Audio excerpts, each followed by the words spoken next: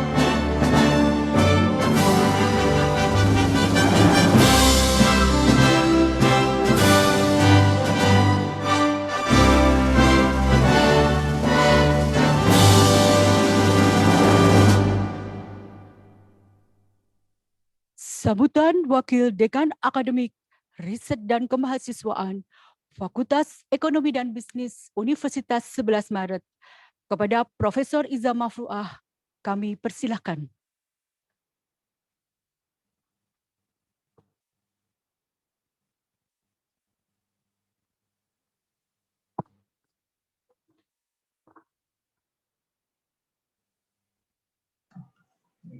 Assalamualaikum warahmatullahi wabarakatuh. Waalaikumsalam Salam sejahtera untuk kita semua. Om Swastiastu, Namo Buddhaya, salam kebajikan. Yang kami hormati Bapak pembicara kita pada hari ini, kebetulan dua Bapak semua hari ini, yaitu Prof. Agus Kristianto. Ini pakar yang luar biasa yang hampir tiap minggu itu tulisannya selalu hadir di media massa.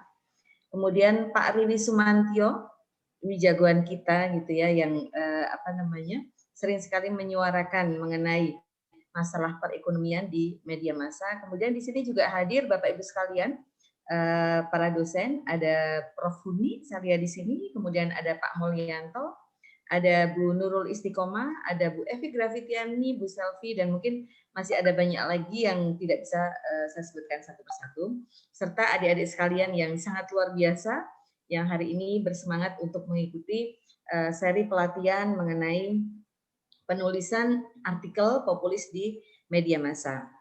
Puji syukur alhamdulillah, marilah kita panjatkan kehadirat Allah Subhanahu wa taala yang pada hari ini memberikan kita kesempatan, memberikan kita kesehatan walaupun di tengah pandemi, tetapi kita masih tetap harus bersemangat untuk terus berkarya.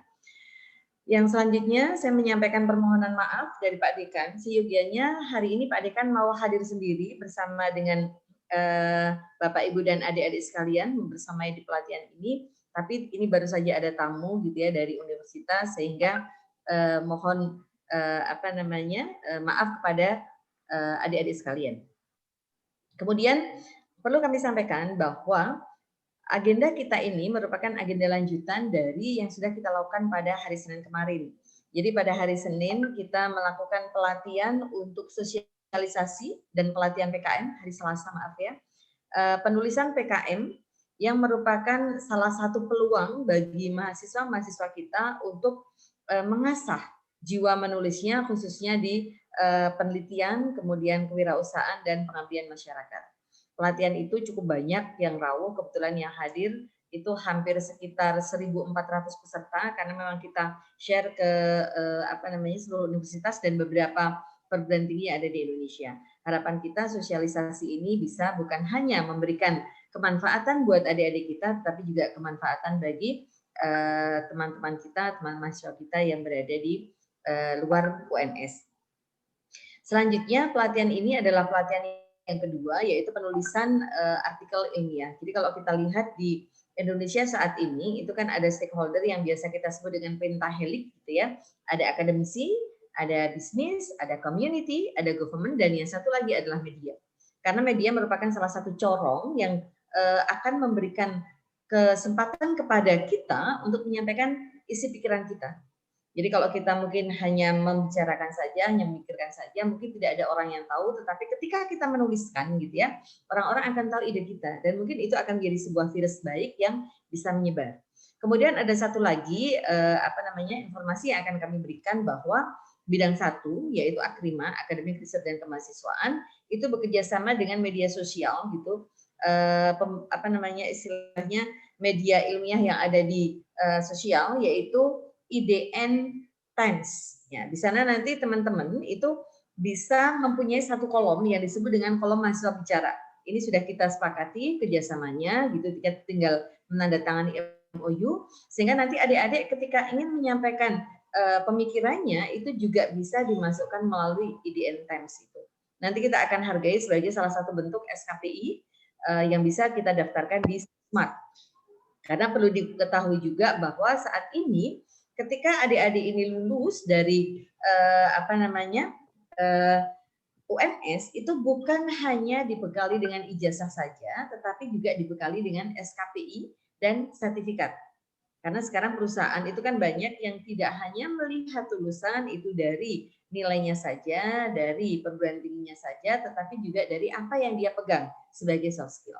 Nah, mungkin saya tidak perlu berpanjang lebar gitu ya. Saya yakin nanti di apa yang disampaikan oleh Pak Riwi Sumantyo juga kemudian disampaikan oleh Prof. Agus Kristianto itu akan memberikan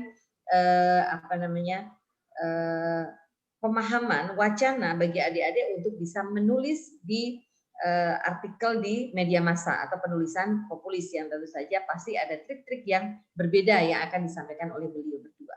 Mungkin itu saja yang bisa saya sampaikan. Selamat mengikuti pelatihan. Semoga nanti dengan pelatihan ini nanti kita akan bisa lebih mengeksplorasi apa yang kita miliki, apa yang adik-adik miliki. Sekian saja, dan dengan mengucapkan Bismillahirrahmanirrahim, maka pelatihan penulisan artikel populer di media massa itu saya nyatakan dibuka. Terima kasih kepada Mbak Ika, terima kasih kepada Bapak Ibu dan adik-adik sekalian. Assalamualaikum warahmatullahi wabarakatuh. Waalaikumsalam warahmatullahi wabarakatuh. Terima kasih Prof. Iza atas sambutannya. Mohon peserta bisa mengisi presensi pada link presensi yang sudah dipersiapkan di chatroom dan YouTube ya. Hadirin yang kami hormati, pada acara ini nanti akan ada door prize yang sangat menarik dari narasumber. Silakan untuk mengikuti acara ini sampai selesai. Ini adalah nanti untuk door prize-nya. Kami mohon nanti untuk peserta jangan keluar dari room ini. Memasuki acara inti selanjutnya, yaitu acara pelatihan penulisan artikel populer di media massa, dan acara ini akan dipandu oleh moderator kita, Ibu Sylvia Bintarining Tias. Ibu Sylvia adalah dosen muda dari Prodi Ekonomi Pembangunan Fakultas Ekonomi dan Bisnis Universitas 11 Maret. Beliau menempuh sarjananya di Universitas Brawijaya dan magister di Universitas Gadjah Mada, Yogyakarta. Kepada Ibu Sylvia, kami persilahkan. Baik, terima kasih Ibu Ika. Assalamualaikum warahmatullahi wabarakatuh. Waalaikumsalam warahmatullahi wabarakatuh. Salam sejahtera bagi kita semua. Selamat siang Bapak Ibu semuanya. Alhamdulillah kita bisa dipertemukan dalam acara webinar kali ini. Pelatihan penulisan artikel populer di media massa. Baik, terima kasih kepada Prof. Isha yang telah membuka acara hari ini tadi. Baiklah, Bapak Ibu semuanya, perkenalkan narasumber kita kali ini. Yang pertama itu adalah Profesor Dr. Haji Agus Kristianto MPD, dan untuk narasumber yang kedua adalah Bapak Riwi Sumantyo SE MM. Baik, setelah pemaparan dari kedua narasumber tersebut, maka dilanjutkan dengan sesi diskusi. Dipersilakan Bapak Ibu bisa mengajukan pertanyaan pada kolom chat atau secara langsung bisa menanyakan kepada narasumber kita. Dan jangan lupa untuk pada penanya terpilih nanti akan ada door prize dari narasumber kita. Baik, untuk mempersingkat waktu, untuk pembicara yang pertama, yaitu Prof. Dr. Agus Kristianto MPD. Beliau adalah guru besar pada Fakultas Keolahragaan UNS dan Wakil Direktur 1 Bidang Akademik Pascasarjana UNS. Beliau dengan segudang pengalaman dan penelitian, kemudian ada menjadi reviewer atau penulis buku, dan banyak sekali menulis dalam media massa, serta banyak sekali karya-karyanya maupun pengalaman-pengalaman yang lainnya. Baiklah, kali ini Prof. Agus selama kurang lebih 30 menit akan memberikan pemaparan tentang penulisan artikel dalam media massa. Mbak Sylvia, mohon izin yang akan bicara Pak Riwi terlebih dahulu. Prof. Oh, mau iya. menutup ujian terbuka terlebih dahulu. Baik kalau. Baik, baiklah. Berarti ini ya, karena sudah ada konfirmasi dari Ibu Isa. Baik, untuk pembicara yang pertama dari Bapak Riwi Sumantyo SEMM. Beliau adalah dosen pada Fakultas Ekonomi dan Bisnis UNS, dan sudah tidak diragukan lagi banyak sekali karya-karyanya. Beliau juga menjadi kolumnis di beberapa media massa dan sering menjadi pembicara aktif dalam seminar atau lokal karya lainnya. Gitu. Monggo Pak Riwi, waktu dan tempat kami persilakan. Ya, baik, terima kasih Bu Sylvia, terima kasih Mbak Ika. Assalamualaikum warahmatullahi wabarakatuh. Selamat siang, salam sejahtera, salam sehat buat kita semuanya. Yang saya hormati Ibu Wakil Dekan 1 Fakultas Ekonomi dan Bisnis UNS Surakarta, Profesor Iza Mafruhah, yang saya hormati Bapak Ibu dosen semuanya, juga yang saya cintai, adik-adik mahasiswa dan juga para hadirin semuanya yang telah bergabung dalam webinar pelatihan penulisan artikel populer di media massa. Mungkin langsung saja karena waktu yang relatif terbatas dan nanti biar kita bisa komunikasi lebih banyak pada sesi tanya jawab, saya izin share screen, Ibu moderator, J.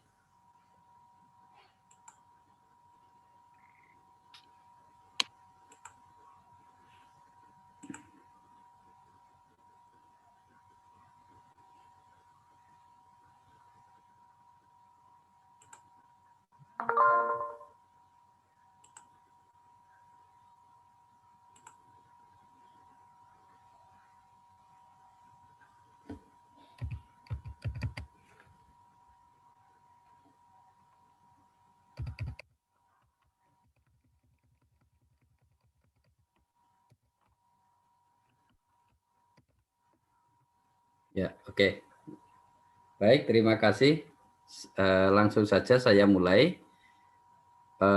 Jadi ini kebetulan saya didhawuhi untuk sekedar berbagi ide, berbagi cerita kepada Bapak Ibu semuanya, kepada mahasiswa, kepada hadirin semuanya terkait dengan penulisan artikel populer di media massa.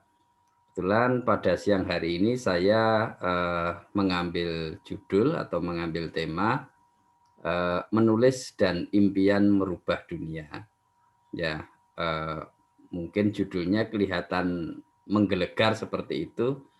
Ya, jadi memang ya biasanya kalau penulis itu ya kalau bisa bahasanya itu memprovokasi. Judulnya memprovokasi biar pembaca tertarik untuk mengetahui apa yang kita tulis. Ya, Mohon maaf seperti Bapak Riwi, ya. share screen-nya belum Oh, kelihatan. sorry. Ini ya. Sekedap.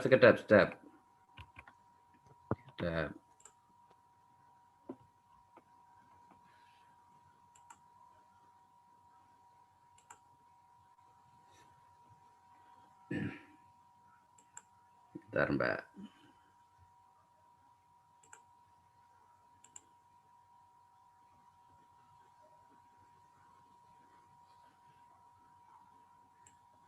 Sampun nggih?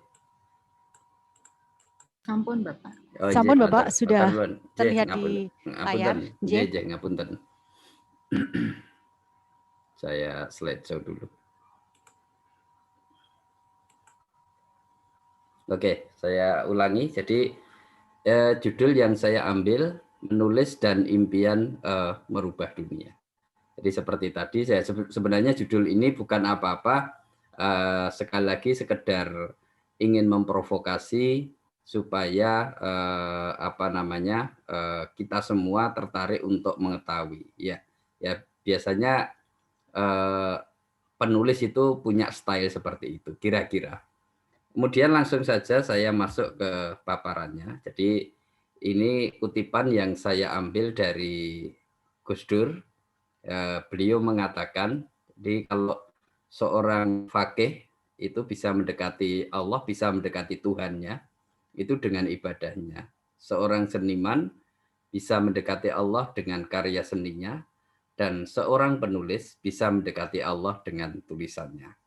Artinya apa? Artinya sebenarnya proses menulis itu bukan sebuah proses yang sepele, ya, itu adalah sebuah proses yang sangat memerlukan kontemplasi yang mendalam, dan bukan tidak mungkin kalau itu kita lakukan dengan passion yang sungguh-sungguh, itu akan membawa kemanfaatan yang lebih baik bagi dirinya sendiri dan terutama bagi orang banyak. Kira-kira begitu. Oke. Kemudian yang berikutnya, jadi mengapa menulis itu penting? Ya, mungkin Bapak Ibu ini sudah pirsa, mungkin juga adik-adik mahasiswa dan hadirin semuanya juga sudah mengetahui. Jadi menulis itu bisa dikatakan menggambarkan kemampuan atau kompetensi seseorang. Kira-kira begitu. Ya, jadi ketika kita menulis sesuatu tentang tema A, itu berarti orang akan menganggap bahwa kita mampu, kita kompeten terhadap bidang yang kita tulis tersebut. Ya, kira-kira begitu. Jadi biasanya setiap penulis itu bisa dikatakan mempunyai passion sendiri-sendiri. Ya, seperti Prof. Agus itu kebetulan dari Fakultas Olahraga, ya biasanya temanya tentang olahraga. Kalau saya kebetulan dari ekonomi pembangunan dan kebetulan sedikit tahu tentang dunia keuangan, saya biasanya juga memfokuskan kepada masalah itu. Meskipun tidak terlepas juga dari bidang-bidang lain yang kadang-kadang saya tulis juga. Karena kadang-kadang saya juga tergelitik atau tergoda mencoba menuliskan sesuatu yang di luar disiplin ilmu atau di luar bidang saya. Ya, terus terang dari sekian tahun pengalaman saya menulis di media massa, itu ada satu tulisan yang menurut saya paling sulit untuk menuangkan dalam bentuk tulisan, dan tetapi saya menganggap itu hasilnya membuat saya paling puas dibanding tulisan-tulisan saya yang lain. Tulisan saya itu muncul pada akhir tahun 2019, yaitu yang berjudul Tahun Ambyar, yang dimuat di Solo Post. Itu terus terang tulisan yang bagi saya paling sulit dan menghasilkan kepuasan yang paling tinggi menurut saya demikian. Ya. Kemudian yang berikutnya, menulis itu juga menunjukkan ciri-ciri seseorang yang memiliki kepekaan terhadap suatu persoalan. Ya, artinya apa? Artinya kalau seseorang itu rajin menulis ya di media massa misalnya, berarti orang itu aware terhadap masalah yang sedang terjadi. Ya, bukan seorang yang apatis, tapi seorang yang aware bahwa ada sesuatu yang perlu dicermati dan mungkin perlu disampaikan. Kita perlu menyampaikan opini kita perlu menyampaikan pendapat kita. Kemudian tentu saja ini bisa menjadi nilai tambah terhadap diri seseorang, ya. Nilai tambah yang paling kelihatan itu yang nomor 4, ya. Jadi biasanya dapat dikenal atau populer di mata pembaca atau masyarakat. Ya, saya itu secara pribadi itu terobsesi menulis di media massa itu sudah lama. Jadi bahkan sejak mahasiswa, ya, sejak mahasiswa saya sudah sangat terobsesi, pengen banget suatu saat itu bisa membuat tulisan dan tulisan itu keluar di koran atau keluar di media massa. Ya, itu menjadi obsesi saya waktu itu. Dan akhirnya alhamdulillah kesampaian, tapi meskipun saya sudah tidak jadi mahasiswa lagi. Oleh sebab itu ini saya berpesan kepada adik-adik mahasiswa khususnya, tolong kalau bisa waktu yang ada sekarang dimanfaatkan sebaik-baiknya. Ya, karena sekarang di media massa, di koran itu kan ada rubrik tersendiri. Biasanya ada kayak di Solo Post ada rubrik mahasiswa. Kemudian di media atau koran lain juga juga ada rubrik semacam itu. Itu untuk yang media mainstream, ya. Untuk yang media online mungkin ruangnya lebih terbuka lagi. Ya, jadi sebenarnya adik-adik mahasiswa sekarang saatnya, ya. Kalau apalagi kalau misalnya selama ini sudah terbiasa menulis di blog atau menulis di media sosial yang lain, saya pikir hanya perlu mengasah sedikit kemampuan untuk menuangkan tulisan Anda menjadi tulisan populer di media massa. Ya, apalagi tadi Bu Iza sudah menyampaikan ada kerjasama FEB dengan IDN Times. Ya, jadi ini saya pikir tolong nanti bisa dimanfaatkan dengan sebaik-baiknya. Ya, dulu saya pernah menyampaikan ke mahasiswa saya, ya, dan ini juga sering saya sampaikan, saya sering memprovokasi. Kalau tulisan Anda bisa keluar di koran, bisa keluar di media massa, akan saya beri kredit point bagi Anda, bagi mahasiswa saya. Karena terus terang selama ini saya melihat, mohon maaf Bu Iza, jadi mahasiswa FEB masih sangat jarang tulisannya muncul di media, setahu saya. Jarang sekali. Jadi kalau ada tulisan dari UNS itu yang sering itu yang setahu saya mungkin dari Fakultas Sastra atau dari Fakultas Pertanian. Jadi kalau dari FEB itu amat sangat jarang. Padahal banyak sekali isu yang bisa diangkat. Kemudian saya lanjutkan, ya bekal untuk menulis itu apa? Jadi sebenarnya menulis itu kan bisa dikatakan juga tidak susah-susah amat. Ya, apalagi sekarang referensi atau bahan bacaan berlimpah. Tidak seperti zaman dulu. Kalau zaman dulu kita mendapatkan bahan bacaan agak susah, sekarang itu bahkan bisa dikatakan over information. Ya, kita mau cari informasi apa saja banyak, bahkan kadang kita perlu menyaring mana ini yang perlu kita baca. Ya, jadi tentu saja kita butuh referensi dan apa istilahnya pemahaman yang mendalam terhadap sesuatu. Dan yang lebih penting ya, menulis itu bisa dilakukan oleh siapa saja kapan saja, asal punya niat. Ya, asal punya niat itu aja. Jadi sebenarnya tidak susah insya Allah, asal punya niat. Ya, memang untuk bisa sampai keluar di media itu juga bukan sesuatu yang mudah, tetapi sifatnya itu bukan sesuatu yang mustahil. Jadi apa istilahnya bisa dicapai, ya, bisa dicapai oleh siapa saja, bahkan juga oleh mahasiswa. Nah, kemudian apa? Kemudian yang berikutnya, menurut saya salah satu menulis itu memang perlu ada seninya. Seni merangkai kata. Ya, seni merangkai kata. Menulis di artikel populer di media massa sangat beda dengan menulis ilmiah. Menulis skripsi, kemudian menulis artikel di jurnal itu beda sekali. Jadi kalau kita menggunakan gaya menulis sama seperti menulis skripsi misalnya atau menulis paper ya, atau menulis di jurnal itu saya pikir kemungkinan untuk dimuat itu sangat kecil. Karena memang harus dengan bahasa yang menarik, dan ini pangsa pasarnya beda. Kalau artikel ilmiah itu ya pangsa pasarnya kalangan akademisi, kalau menulis artikel populer itu pangsa pasarnya masyarakat luas, ya. Jadi ini sesuatu yang beda sekali. Nah, kemudian yang berikutnya, ya, kalau terkait dengan opini atau artikel media, itu saya pikir kita semua sudah tahu. Jadi opini atau artikel media itu merupakan buah pikir dari penulis, ya, tetapi jelas itu bukan imajinasi.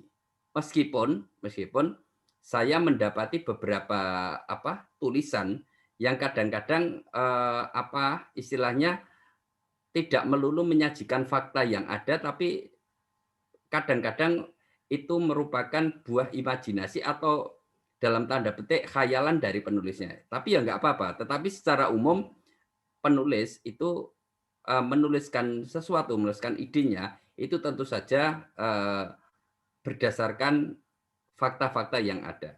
Ya, bahkan kadang-kadang perlu membaca, perlu riset kecil-kecilan seperti itu. Ya. Kemudian berisi masalah dan cara pemecahannya. Tadi sudah saya sampaikan di depan. Jadi kita ada problem, kita ada masalah, dan masalah itu sekarang bisa kita temui setiap hari, ya, setiap hari, setiap saat.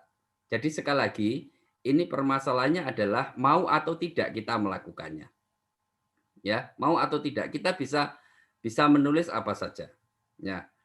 Kemudian yang berikutnya, ya, kalau teknik menulisnya itu tulisan dimulai dari sesuatu yang penting. Jadi saya kalau boleh mengutip, ya, kebetulan ada beberapa penulis yang bisa dikatakan menginspirasi saya.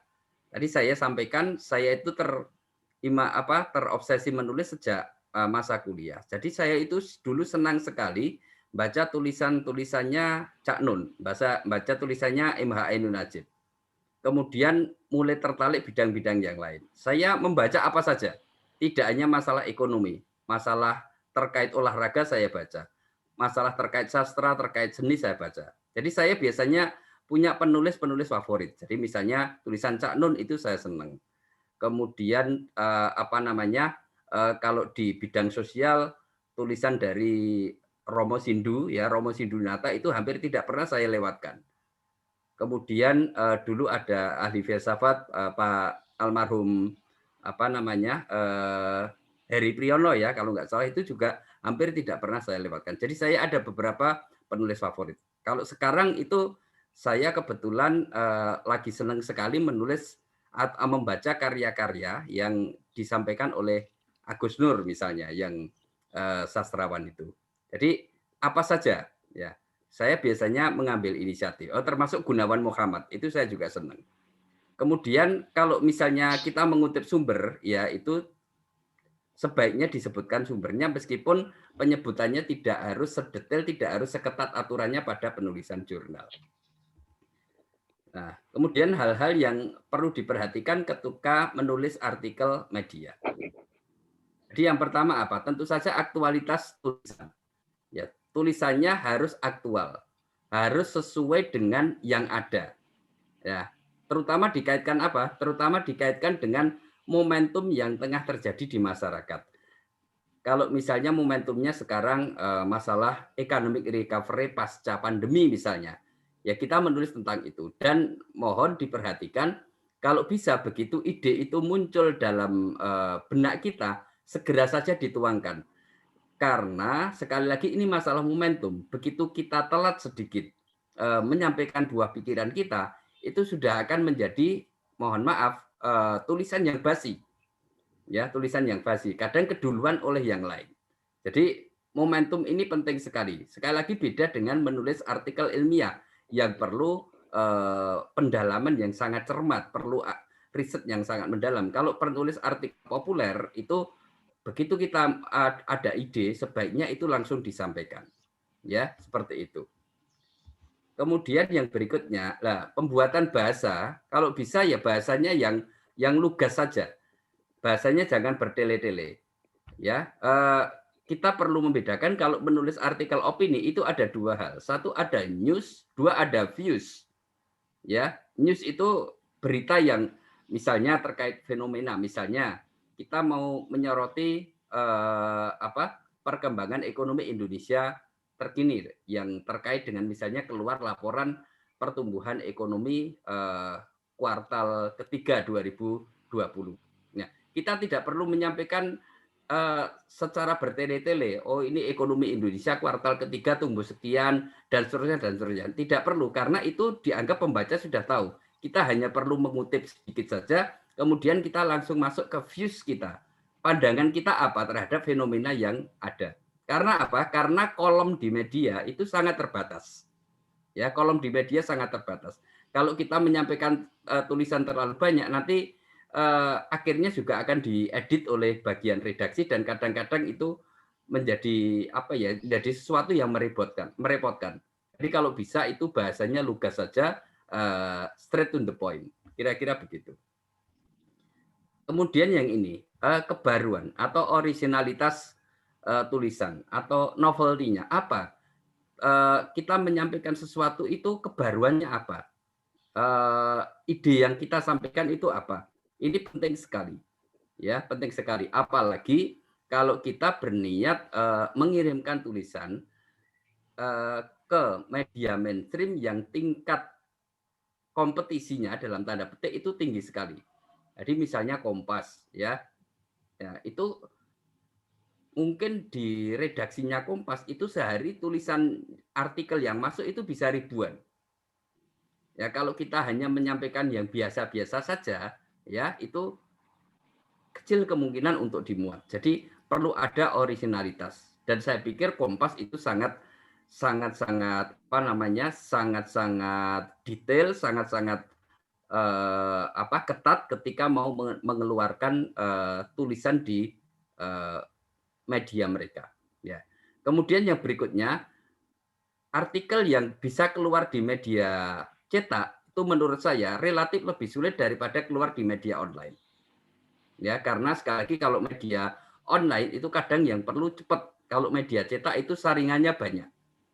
Ya, kira-kira begitu. Jadi biasanya itu di media cetak itu kita perlu bekerja lebih ekstra, kira-kira begitu. Kemudian yang berikutnya, kalau bisa tulisan tidak terlalu berat, kalau bisa, ya judul tulisan atau tema ya harus seksi dan kalau bisa memprovokasi dalam tanda petik, ya. Jadi kalau bisa sekali lagi seperti saya sampaikan di depan tadi, ya itu kalau bisa begitu judul itu tersampaikan, itu pembaca langsung terprovokasi. Ini isi tulisannya apa? Ya, isi tulisannya apa? Mungkin agak mirip dengan modal-modal media online yang sekarang berkembang. Jadi kalau panjenengan semua memperhatikan, media online itu sekarang muncul fenomena apa yang namanya clickbait. Jadi kadang judulnya aja yang vulgar. Ya, pokoknya dibikin judul yang vulgar, tujuannya apa? Tujuannya supaya pembaca ya itu begitu buka browser itu tertarik untuk ngeklik, ya. Ya, jadi misalnya nih, mohon maaf nih, misalnya ini sebagai contoh, misalnya ada judul sebagai contoh misalnya ada judul salah satu tokoh ya, tokoh A meninggal dunia di Surakarta misalnya. Ya, ternyata apa? Ternyata setelah kita klik, isinya bukan tokoh A yang dimaksud, ternyata hanya kesamaan nama. Nah, seperti itu. Nah, itu artinya apa? Artinya model media online itu cenderung memprovokasi. Ya. Itu namanya sekarang fenomena yang terjadi adalah clickbait. Kenapa itu terjadi? Karena memang sekarang persaingan di dunia media kan keras sekali. Ya. Media mainstream itu semakin terdesak oleh media online dan media online sendiri kompetisinya juga berdarah-darah. Jadi kadang-kadang segala cara diperhatikan supaya clickbait-nya itu banyak, iklannya banyak. Kira-kira begitu. Kemudian yang berikutnya, nah, menggali ide dari mana? Tadi sudah saya sampaikan, ide itu bisa kita gali dari mana saja. Nah, sekarang itu sumber bacaan melimpah, over information, ya. Tetapi memang persoalannya, mohon maaf, bagi beginner, bagi newbie, itu kadang-kadang meskipun sudah baca bacaan yang banyak, ide tulisan tidak muncul-muncul juga. Ya, kadang-kadang ada perasaan inferior. Mohon maaf, tulisan saya nanti dimuat atau tidak. Nah, itu biasa. Saya dulu juga mengalami hal yang sama. Ya, tapi menurut saya itu kan semacam writing block. Jadi kalau ada writing block, ya writing blocknya harus diterjang, harus diterobos. Kalau enggak, ya kita akan berada di satu titik terus, tidak akan maju-maju. Ya, jadi memang writing blocknya harus diterobos. Kalau kita berusaha berkali-kali, insya Allah nanti suatu saat kita akan berhasil. Ya, sekali lagi asalkan kita punya passion, kita punya niat, ya, kemudian kita betul-betul mengeksekusi niat kita tersebut dengan sebaik-baiknya. Kemudian menuangkan ide, ya, intinya kalau saya biasanya itu mungkin bikin semacam orek-orekan kecil-kecilan, ya, kira-kira itu ide ini, kemudian tulisan saya mau saya bawa kemana? Ya, sebenarnya dari satu fenomena itu kalau kita mau bikin 4 atau 5 tulisan bisa, ya, 4 atau 5 tulisan bisa, ya, tinggal nanti kita bikin kayak mahasiswa kalau bikin tulisan ilmiah deskripsi, jadi kayak semacam ada kerangka pemikirannya seperti itu. Dan nanti ide-ide tinggal kita kembangkan, tinggal kita eksplorasi. Ya, jadi ide bisa muncul dari mana saja. Ya. Kemudian yang berikutnya, nah, membuat kerangka tulisan ini tadi yang sudah saya sampaikan. Ya, ini tidak harus, ya, tidak harus. Tapi ada baiknya kalau misalnya itu dilakukan untuk mempertajam tulisan kita. Ya, sekali lagi mohon maaf, mungkin bagi yang baru mau pertama menulis ini penting, tetapi bagi yang sudah relatif expert, ya, saya pikir tidak perlu terlalu jelimet membuat ini, jadi mungkin bikin orek-orekan atau bahkan kerangkanya ada di pikiran kita, tinggal menuangkan ke dalam tulisan, kira-kira begitu. Nah, mengumpulkan data, fakta, referensi, dan bahan bacaan, saya pikir ini sesuatu yang hampir sama dengan ketika kita menulis pada umumnya. Ya, jadi sekali lagi, sekarang informasi sangat berlimpah, data bisa kita dapatkan dari mana saja. Ini menjadi daya dukung yang sangat kuat bagi kita untuk menuangkan tulisan. Nah, menulis dengan ekspresi bebas. Ya, jadi kalau bisa kita menulis itu menuangkan sesuatu tidak usah terbelenggu harus begini, saya harus mencontoh penulis ini. Menurut saya tidak harus demikian. Ya, tidak harus demikian. Pokoknya kita pengen saja menuangkan sesuatu, ya, apa yang pengen kita tulis ya tulis saja. Ya. Karena sekali lagi kalau misalnya kita terlalu terbebani nanti kita tidak akan melangkah. Kita jalan itu. Ya. Kemudian ya, ini kadang diperlukan kalau misalnya tulisan itu sudah jadi. Ya, kalau saya biasanya itu saya nulis dulu sampai ide-ide saya tersampaikan semuanya, baru saya baca ulang. Biasanya saya ngepaske, oh ini kalau koran ini atau media ini itu maunya berapa kata. Ya, biasanya kan ada pembatasan. Kalau misalnya terlalu banyak nanti saya edit sendiri. Ya, saya edit sendiri. Kalau kurang selama ini belum pernah. Yang sering itu kebanyakan. Jadi kita harus mengedit, harus mengurangi. Oh ini kira-kira kalau kita hilangkan bagian ini tidak mengurangi substansi. Itu yang saya lakukan. Kemudian tentu saja kalau bisa mengecek lagi mungkin tata tulisnya, kemudian redaksionalnya, segala macam kita cek secara cepat, baru kemudian kita kirimkan. Ya, sekali lagi ada beberapa yang masih agak kesulitan untuk menulis, Tapi yakinlah ini menulis itu adalah sebuah proses, jadi ini learning by doing. Ya, dilakukan saja, nanti kita akan mahir dengan sendirinya. Ya, yang saya yakini demikian. Ya, yang saya yakini demikian. Jadi kita nanti akan muncul dengan sendirinya, akan bisa jalan dengan sendirinya. Ya, tapi memang sekali lagi harus start. Ya, terutama sekali lagi bagi adik-adik mahasiswa, tolong ini secepatnya dimulai. Ya, banyak sekali manfaat yang bisa kalian dapat ketika Anda bisa menuangkan ide-ide kalian. Mohon maaf, Bapak. Ya, ini sudah terakhir, Mbak. Oh, sudah iya. terakhir. Ini slide saya yang terakhir, ya. Ya, oke. Ini saya ingin menyampaikan yang saya pikir sangat penting, ya, dari seorang sastrawan Indonesia yang luar biasa terkenal, yang bukunya juga sangat saya kagumi, yaitu dari Pramudia Anantatur. Dia mengatakan, dengan membaca, kamu akan mengenal dunia. Dan dengan menulis, kamu akan dikenal dunia. Jadi kira-kira begitu. Ini penutup dari saya. Kurang lebihnya saya mohon maaf. Billahi taufiq wal hidayah. Wassalamualaikum warahmatullahi wabarakatuh. Waalaikumsalam warahmatullahi wabarakatuh. Terima kasih Pak Arifi. Baik, sangat menarik sekali. Tadi memang untuk kita yang masih pemula seperti saya ini Pak Arifi. Baik, tadi saya simpulkan ada beberapa mungkin menulis itu memang menggambarkan kompetensi seseorang yang ini Pak Arifi. Ya, dan ada yang paling penting dalam penulisan, judul itu harus memprovokasi. Kemudian harus novelty itu perlu diperhatikan. Begitu nih Pak Arifi.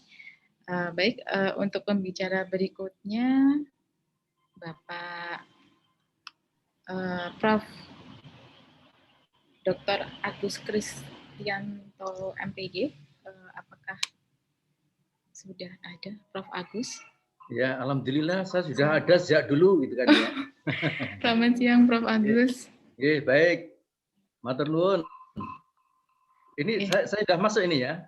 Suara saya bisa ditangkap ya. Sampun Prof. Agus, sampun. Baik, matur nuwun Bu Selvi ya. Assalamualaikum warahmatullahi wabarakatuh. Salam sejahtera untuk kita semua, salam sehat, salam bugar, salam bahagia, salam keren, dan salam-salam baik yang lainnya. Yang saya hormati Prof. Iza, beliau ini selaku pimpinan FIB yang tadi sudah membuka resmi acara ini dan selalu membersamai kita. Matur nuwun Prof. Iza, kepercayaan yang diberikan kepada diri saya terutama. Kemudian saya sapa Pak Riwi, matur nuwun. Ketemu juga di sini Pak Riwi. Dan kemudian ada beberapa guru besar yang saya lihat tadi ini ada Prof. Uni itu, dan juga para dosen FIB, dan semua saja para mahasiswa terutama yang semuanya tentu saja saya banggakan, yang ada 120 ya participants yang ada di webinar pada siang hari ini. Baik, saya izin share screen ya, jadi sudah saya siapkan, dan mungkin di antara para mahasiswa menghendaki slide yang saya siapkan ini bisa menghubungi Prof. Iza saya kira ya. Ya Prof. Iza ya. Sudah saya kirim ke beliau gitu ya. Ya Prof. Saya share di chat nanti.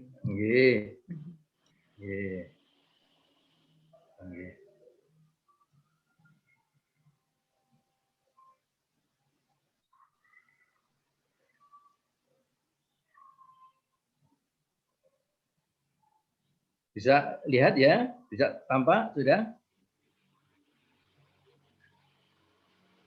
Sudah bisa ini? Sampun, Bapak. Sampun, nggih. Baik, saya mempersiapkan slide ini untuk dipaparkan dalam pertemuan 1 semester Prof. Iza. Satu semester, jadi membutuhkan waktu 15 sampai 16 pertemuan ya. Tetapi saya berusaha untuk secara cepat, menggunakan waktunya 15 menit gitu kan ya. Sehingga nanti waktu kita itu lebih banyak untuk dikembangkan melalui diskusi ya, di antara kita ya. Kita saling berbagi pengalaman, kemudian dan seterusnya dan seterusnya. Dan ini adalah sebuah forum yang menurut saya sangat mulia, ya, sangat membahagiakan bagi diri saya, di mana saya menyampaikan sesuatu, ya, yang mudah-mudahan sesuatu yang saya sampaikan itu memberikan nilai tersendiri, terutama bagi para mahasiswa FIB. Jadi judul yang ingin saya sampaikan sebagai materi pembuka diskusi adalah membangun passion dan memulai langkah mudah menulis opini di media massa. Jadi sebenarnya apa yang ingin saya sampaikan itu banyak yang sudah disampaikan oleh Pak Riwi tadi, ya. Itu dengan pengalaman-pengalaman beliau, ya, dan kemudian juga trik-trik ataupun formula-formula tertentu, yaitu sudah disampaikan oleh beliau. Saya akan menyampaikan, ini sudah saya siapkan. Jadi ada dua hal yang kaitannya dengan bagaimana membangun passion, tadi sudah disinggung juga oleh Pak Riwi. Jadi tidak ada yang mengalahkan apapun, ya, kalau orang itu sudah memiliki passion. Ya, gelap pun terlihat terang, ya, tinggi terlihat rendah, ya, dan sulit pun akan terlihat mudah.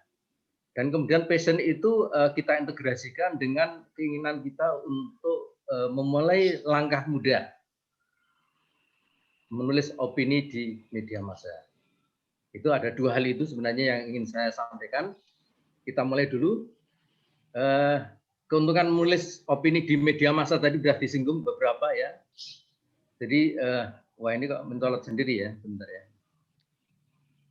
Jadi mengasah gagasan tiada henti. Jadi saya ingat Pak Ruslan Abdul Ghani, ya, itu adalah salah satu penulis opini yang menjadi idola saya. Beliau itu sangat sepuh, ya, dalam usia 85 tahun pun masih produktif menulis di media massa. Beliau pernah memberikan semacam ungkapan yang sangat luar biasa menurut saya dan terngiang sampai sekarang, bahwa orang yang gemar menulis itu akan terasah gagasannya tiada henti, sehingga yang bersangkutan sampai sulit untuk menjadi pikun, gitu. Jadi oleh karena mengasah gagasan yang tiada henti, maka orang yang senang menulis itu dia sulit untuk menjadi pikun, itu bahasa beliau. Dan beliau membuktikan tentang sesuatu yang terjadi pada dirinya sendiri, bukan pada orang lain. Nah ini, ya, kemudian juga hal-hal yang lain katanya tentang keuntungannya adalah membangun rasa percaya diri, jelas, ya. Kemudian yang ketiga adalah menumbuhkan energi kecendekiaan yang selalu terbarukan. Kalau orang menulis itu energi kecendekiaannya itu tidak akan terbakar dan habis, tetapi justru akan membangkitkan energi yang baru. Jadi membuang tetapi bertambah banyak, ya, itu adalah menulis. Dan kemudian tadi sudah disinggung oleh Pak Riwi juga, itu adalah cara mudah untuk meningkatkan reputasi diri dan popularitas. Dan kemudian menambah pendapatan dalam tanda kutip income dari sebuah hobi. Jadi menulis itu sebenarnya hobi, ya. Kemudian mendapatkan income, ya, walaupun kalau kita hitung, ya, income-nya itu kan relatif, ya, besar kecilnya, tetapi sangat luar biasa karena hobi kemudian berincome, itu salah satu hal yang nanti bisa kita diskusikan. Dan kemudian menjadi bagian dari gerakan literasi publik untuk mencerdaskan kehidupan bangsa. Kurang lebih ini, ya. Jadi ini keuntungan-keuntungan, ya, yang sangat luar biasa. Di samping sudah barang tentu masih ada banyak lagi keuntungan-keuntungan yang bisa kita tambahkan. Nah, kemudian bagaimana menulis di media massa itu? Ya, saya pernah membuat survei kecil-kecilan kepada mahasiswa saya di prodi saya. Saya bertanya dulu, adakah setiap hari itu gagasan ada di dalam benak Anda? Mereka menjawab ada, ya, hampir semuanya. Saya selalu memiliki gagasan. Tentu saja pertanyaan berikutnya, apakah kemudian gagasan Anda itu akan Anda komunikasikan dalam bentuk tulisan, ya, di media massa misalnya itu? Kemudian mereka menjawab 55% mengatakan susah gampang, katanya. Nah, susah gampang. Dan kemudian yang 45% mengatakan gampang susah. Nah, hanya ada dua itu, ya. Kalau yang tidak tahu jawabannya tidak saya masuk dalam analisis, ya. Tetapi ini yang penting dua ini. Ada yang mengatakan susah gampang. Ya. awalnya susah, tetapi ujungnya kan gampang. Satu itu. Nah, yang mengatakan gampang susah, itu gampangnya 2 kali lipat daripada susahnya. Sehingga kesimpulannya apa? Kesimpulannya bahwa menulis di media massa itu sebenarnya adalah gampang, ya. Tetapi gampang dalam tanda kutip. Gitu. Mohon maaf Pak Riwi, saya nulis di media massa pertama kali itu di mingguan ya, dulu belum ada harian, mingguan Dharma ya. Itu pada saat saya kelas 2 SMP ya. Dan saya berjuang ya, dan saya tidak nyaman karena yang saya tulis itu adalah mengapa harus merokok. Judulnya seperti itu. Kenapa tidak nyaman? Karena yang tersinggung dengan tulisan saya itu adalah bapak saya sendiri, karena bapak saya adalah perokok berat gitu. Jadi memang menjadi penulis itu pasti ada musuhnya gitu kan. Tapi justru itu bapak saya kemudian setelah itu memberikan semacam motivasi yang sangat dahsyat, melanjutkan. Setelah itu saya sering menulis ya sampai sekarang ya, dan alhamdulillah 300-an ya artikel saya yang sudah saya muat di media massa, termasuk beberapa di media online ya, itu yang sekarang ini. Nah kemudian begini, ada sesuatu yang sangat menarik. Jadi saya setuju dengan Pak Riwi tadi tentang istilah seksi ya. Nah menurut saya ya ada bidang-bidang tertentu yang temanya itu memiliki nilai keseksian yang jangka panjang. Ada 3, yaitu persoalan kesehatan, persoalan ekonomi, dan persoalan pendidikan. Jadi saya ulangi lagi bahwa bidang yang memiliki nilai keseksian awet ya itu adalah 3 ini. Yang pertama adalah persoalan kesehatan, persoalan ekonomi, persoalan pendidikan. Bahkan masa-masa pandemi pun ya, apapun urusannya ya katanya dengan pandemi itu nanti larinya adalah bagaimana menangani aspek kesehatannya, bagaimana tetap ekonominya supaya tidak terpuruk ya, tidak terkapar secara ekonomi, tidak terpapar secara kesehatan, dan kemudian tetap ada usaha-usaha untuk mencerdaskan melalui pendidikan. Nah ini, tetapi ini bidang yang tidak berdiri sendiri. Nah, kenapa saya sering nulis olahraga itu karena saya menyentuh keseksian dari 3 hal itu tadi. Olahraga berhubungan dengan kesehatan, olahraga berhubungan dengan ekonomi, dan olahraga berhubungan dengan pendidikan. Dan kemudian kita lihat tema-tema panas yang terjadi pada kurun waktu tertentu, maka lahirlah ya sebuah tulisan yang sangat sederhana, yang kemudian itu kita publikasikan dan menjadi tulisan opini di media massa. Nah, ceritanya sangat sederhana, sebenarnya seperti itu ya. Jadi ini di FEB, jadi beruntung karena merupakan salah satu dari ikon ya keseksian dari sebuah tema yang layak untuk selalu diangkat tema-tema harian dalam media massa maupun media online ya. Nah kemudian contoh ini bukti saya menulis tentang keseksian ekonomi dan kegarangan olahraga ini Pak Riwi ya, Pak Riwi ya. Ini jadi saya nulis tentang sport labeling pendanaan olahraga. Mungkin suatu saat kita bisa melakukan riset yang mengawinkan antara olahraga dan ekonomi. Itu memang sesuatu yang raksasa tidur industri olahraga. Dan kemudian wisata olahraga dalam konteks ekonomi kreatif. Ya.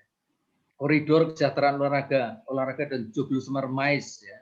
Olahraga dan mensejahterakan, politik anggaran sektor olahraga, revolusi industri 4.0. olahraga dan sebagainya, itu adalah bentuk-bentuk perkawinan tema-tema seksi ekonomi dengan kegarangan olahraga ya. Seperti itu ya. Jadi ya yang lainnya itu kan. Jadi contohnya. Nah kemudian saya ingin mengawali lagi ya tentang bentar ya ini ya, kedahsyatan passion. Jadi banyak yang berminat, tetapi sedikit yang kemudian dibungkus dengan passion yang memadai. Padahal ini kok bisa seperti ini ya, mohon maaf ya.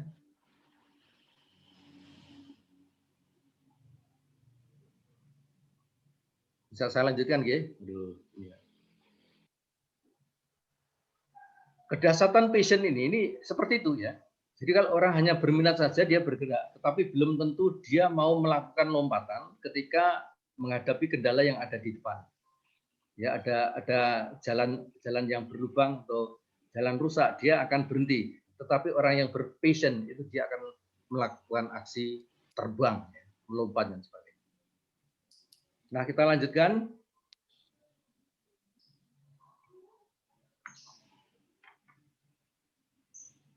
Sebentar, ini kok bisa mencolot sendiri ya, punya saya. Ya.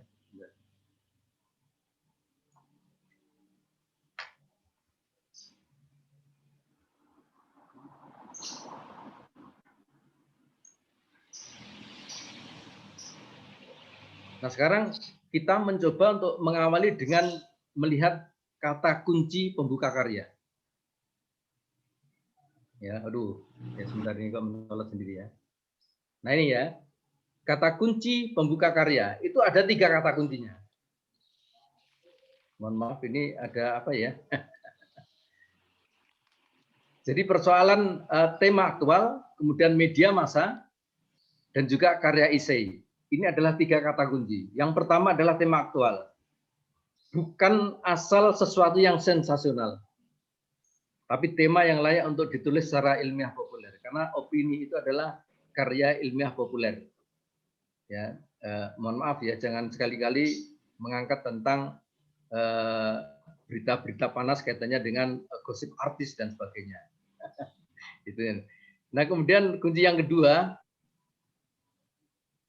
itu adalah memilih media massa yang sesuai. Karena setiap media itu memiliki karakteristik yang khas dan selera khusus.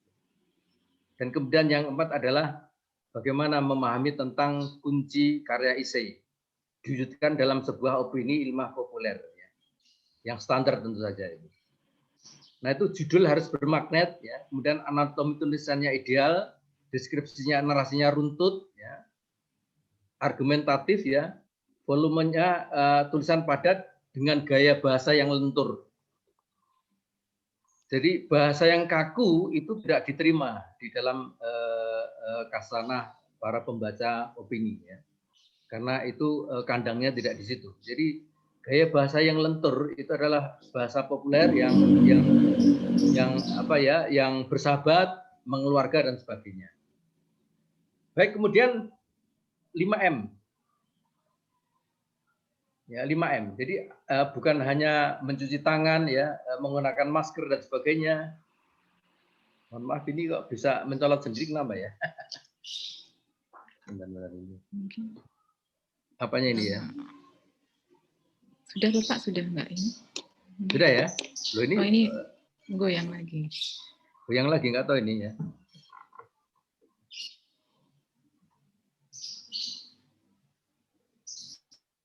Baik, ini 5M ya. Waduh, ini mengganggu sekali ya, mencolot sendiri ya. Kenapa ya? Bentar, atau tidak kita slideshow aja ya, coba ya, mungkin bisa ya. Ini aja ya, bisa ya. Baik, kalau di slideshow mencolot mengganggu ya. Jadi ada istilah 5M kreativitas penulisan opini. Ya. Jadi ada M1, M2, M3, M4, M5. Jadi mulai dari kreativitas 1, bahwa kreativitas itu sudah mulai pada saat kita mengawali paragraf yang menarik. Judul yang bombastis dan mengundang pertanyaan seperti apapun kuatnya, ketika kemudian diawali dengan paragraf yang biasa-biasa saja, maka itu tidak akan menjadi tulisan yang menarik. Sehingga tantangan bagi penulis, ya, baik penulis yang baru memulai ataupun sudah pun, ya, itu selalu hal yang sangat penting adalah membuat kreativitas level 1 berupa mengawali paragraf yang menarik. Jadi pintu masuk untuk mendapatkan respon dari pembaca, ya, apalagi oleh dewan redaksi, itu tentu saja akan melihat dari bagaimana penulis itu mengawali paragrafnya yang menarik. Kemudian yang kedua, meramu sudut pandang konflik, ya. Seorang penulis itu penting bahwa sesuatu menarik karena ada konflik, ya. Kita melihat sinetron misalnya. Kalau sinetron itu datar-datar aja. Jadi aktornya dan aktrisnya, ya, itu bintangnya itu hanya berperan secara protagonis saja. Tidak ada peran-peran antagonis itu, pasti tidak menarik. Nah, ternyata itu juga dibutuhkan pada saat kita membuat tulisan. Membuat tulisan ya. Nanti bisa kita lanjutkan dengan tanya jawab. Kemudian memproduksi ide yang jelas. Ide yang jelas itu sesuatu yang dituntut ya oleh para pembaca. Ya, itu tadi cara memperjelas ide itu seperti apa? Salah satunya adalah bagaimana mengembangkan narasi ya, mengembangkan kalimat-kalimat ya, memilih frasa dan sebagainya. Itu. Dan kemudian kreativitas yang keempat adalah mengelola pertanyaan publik. Ada dua, tulisan kita itu bagus dan bermanfaat kalau menjawab pertanyaan publik. Apa cukup itu? Tidak. Yang kedua adalah membangun pertanyaan-pertanyaan baru publik. Ada dua hal ya. Jadi mengelola pertanyaan publik itu menjawab pertanyaan publik, kemudian menimbulkan pertanyaan-pertanyaan baru bagi publik. Dan kemudian yang terakhir adalah kreativitas untuk membuat kesimpulan yang tegas dan sederhana. Bukan seperti menulis di jurnal ya, ada kesimpulan pertama ini bla bla bla bla, tidak seperti itu ya. Tapi cukup mungkin ditulis dalam satu paragraf ya, tetapi itu tegas, sederhana ya, tetapi kemudian menyelesaikan tulisan. Jadi tulisannya itu dalam tanda kutip merupakan cerita happy ending begitu kan. Seperti itu penulis yang ini. Baik, kita lanjutkan. Nah, kemudian bagaimana memproduksi artikel opini? Ya. Saya mengatakan tidak sulit, walaupun tidak boleh mengatakan gampang gitu ya. Tetapi saya lebih senang mengatakan tidak sulit. Gitu. Tapi saya tidak berani mengatakan itu gampang. Gitu. Nah, tadi sudah disampaikan oleh Pak Ariwi juga, kan tidak banyak sebenarnya yang harus kita tuliskan, karena opini yang standar itu hanya berisi tentang tulisan ya, dengan volume 650 sampai dengan 900 kata. Nah ini saya pun juga kadang-kadang berhenti di 600 ya, tapi kadang-kadang berhenti di 1300 kalau nulis. Nah kadang-kadang pada waktu saya berhentinya di 1300 ya, setelah saya cek itu saya tidak kuasa untuk menghilangkan mana yang harus dibuang. Karena saya berpikir semua yang saya tulis itu menurut saya sangat penting. Kemudian saya serahkan saja pada redaksi, yang kemudian redaksilah nanti yang akan memangkas karena pertimbangan space dan sebagainya. Tetapi ada kalanya tulisan saya itu dimuat 2 hari, ya. Jadi bagian satu dari sebuah tulisan dan bagian 2 habis. Dulu seperti itu, tapi sekarang karena banyaknya artikel yang masuk, nampaknya sulit ya untuk membuat tulisan satu orang itu secara berturut-turut 2 hari ya, itu tulisannya dimuat. Yang dilakukan oleh redaksi adalah memangkas ya, agar yang panjang tadi menjadi pendek. Nah ini juga sangat tidak nyaman bagi penulis, karena walaupun itu adalah hak redaksi, tetapi kadang-kadang yang dipotong itu tidak sesuai dengan penulis, sehingga kadang-kadang tidak nyambung antara paragraf satu dengan paragraf yang lainnya.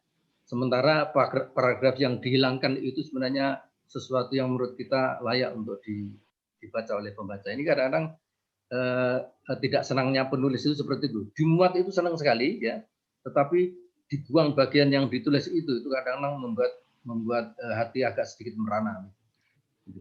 Nah ini ada 5 ya, ini saya cepat aja. Kaitannya dengan judul ya. Jadi saya berbentuk frasa yang bermagnet. Judulnya tidak seperti judul artikel di jurnal, tidak seperti judul tesis atau disertasi ya, ataupun skripsi, tetapi dia hanya merupakan frase. Misalnya tadi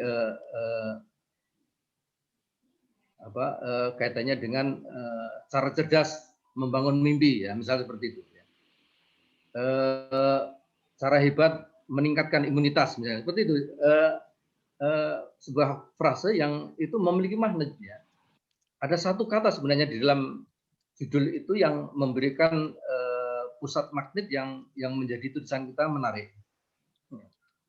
Nah kemudian judul yang bermagnet tadi kemudian dilanjutkan dengan narasi yang menarik ya di paragraf awal.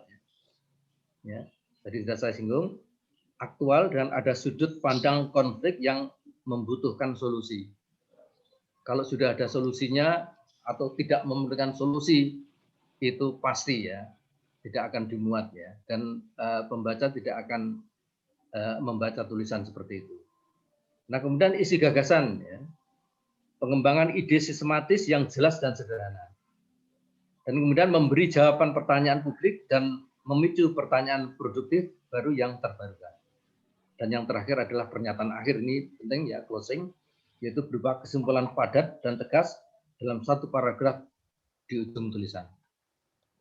Ini bisa jadi tulisan itu dibaca semua oleh pembaca, tetapi yang melekat di dalam benak pembaca itu adalah kata kunci yang kita letakkan di pernyataan akhir kita.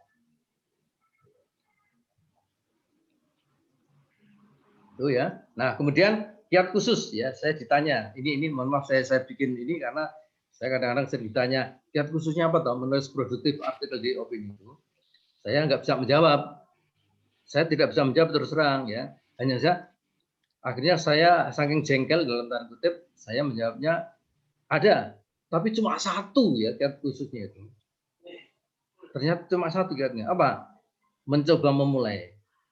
Kemudian apalagi? Memulai. Yang ketiga, memulai ya. Yang keempat, memulai. 100 pertanyaan ditanya, semuanya jawabnya sama, adalah memulai. Artinya apa? Jangan pernah berhenti untuk selalu memulai.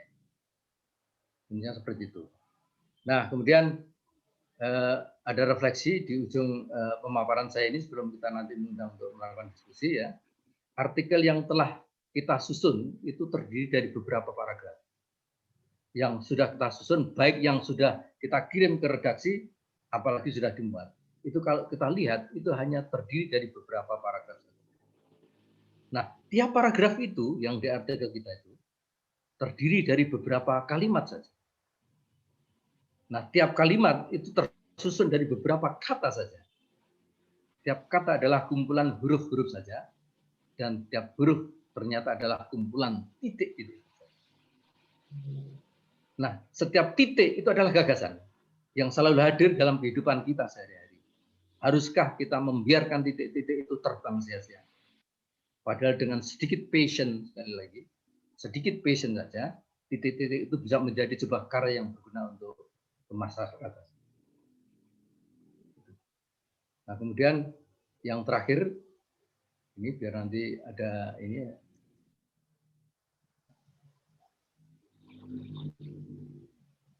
Moto hidup ya.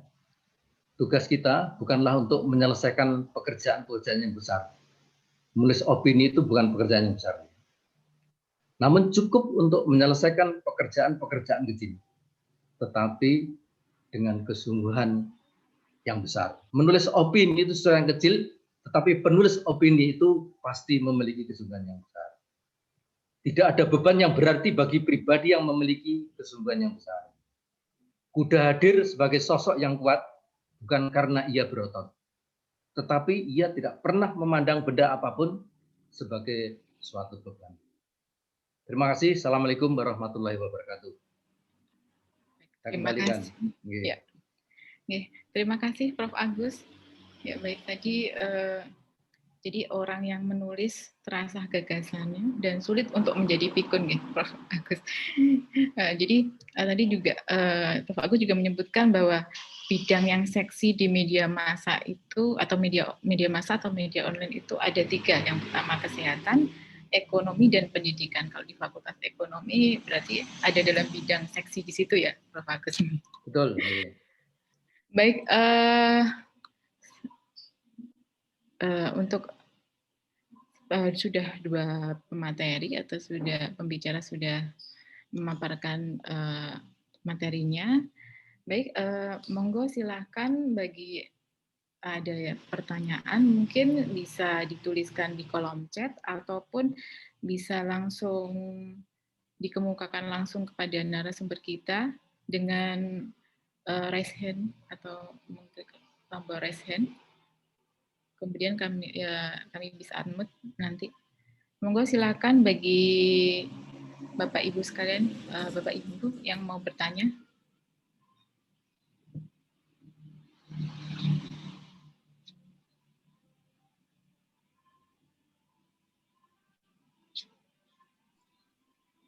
Oh, baik.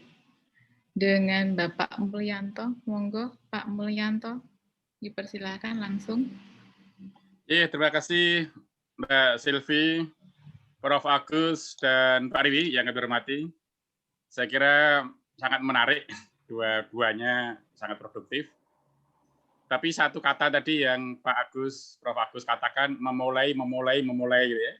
Saya dulu memang termasuk Solo Pos itu 1 bulan mungkin hampir ngisi, ya. Tapi sekarang setiap memulai itu selalu ada hal-hal lain. Jadi akhirnya rangkaian titik tadi itu akhirnya terbengkalai ya. Akhirnya kan banyak banget yang ingin tapi mau nulis terbengkalai yang lain.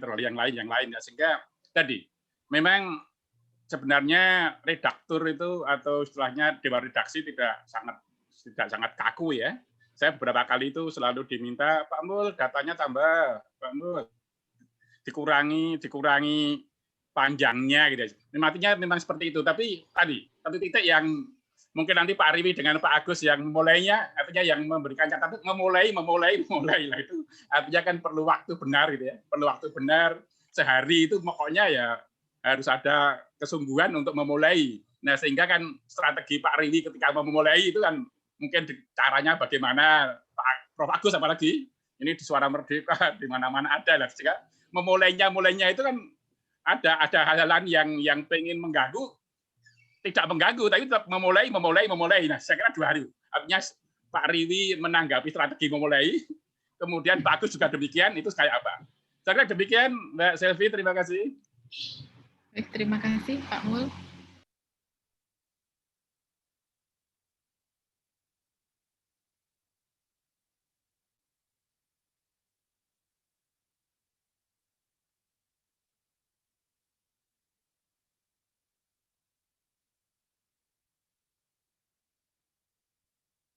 Silakan untuk Bapak Riwi atau Bapak Prof. Agus bisa menjawab. Mungkin monggo silakan Pak Riwi dulu atau Prof. Agus, monggo menjawab pertanyaan dari Pak Mul.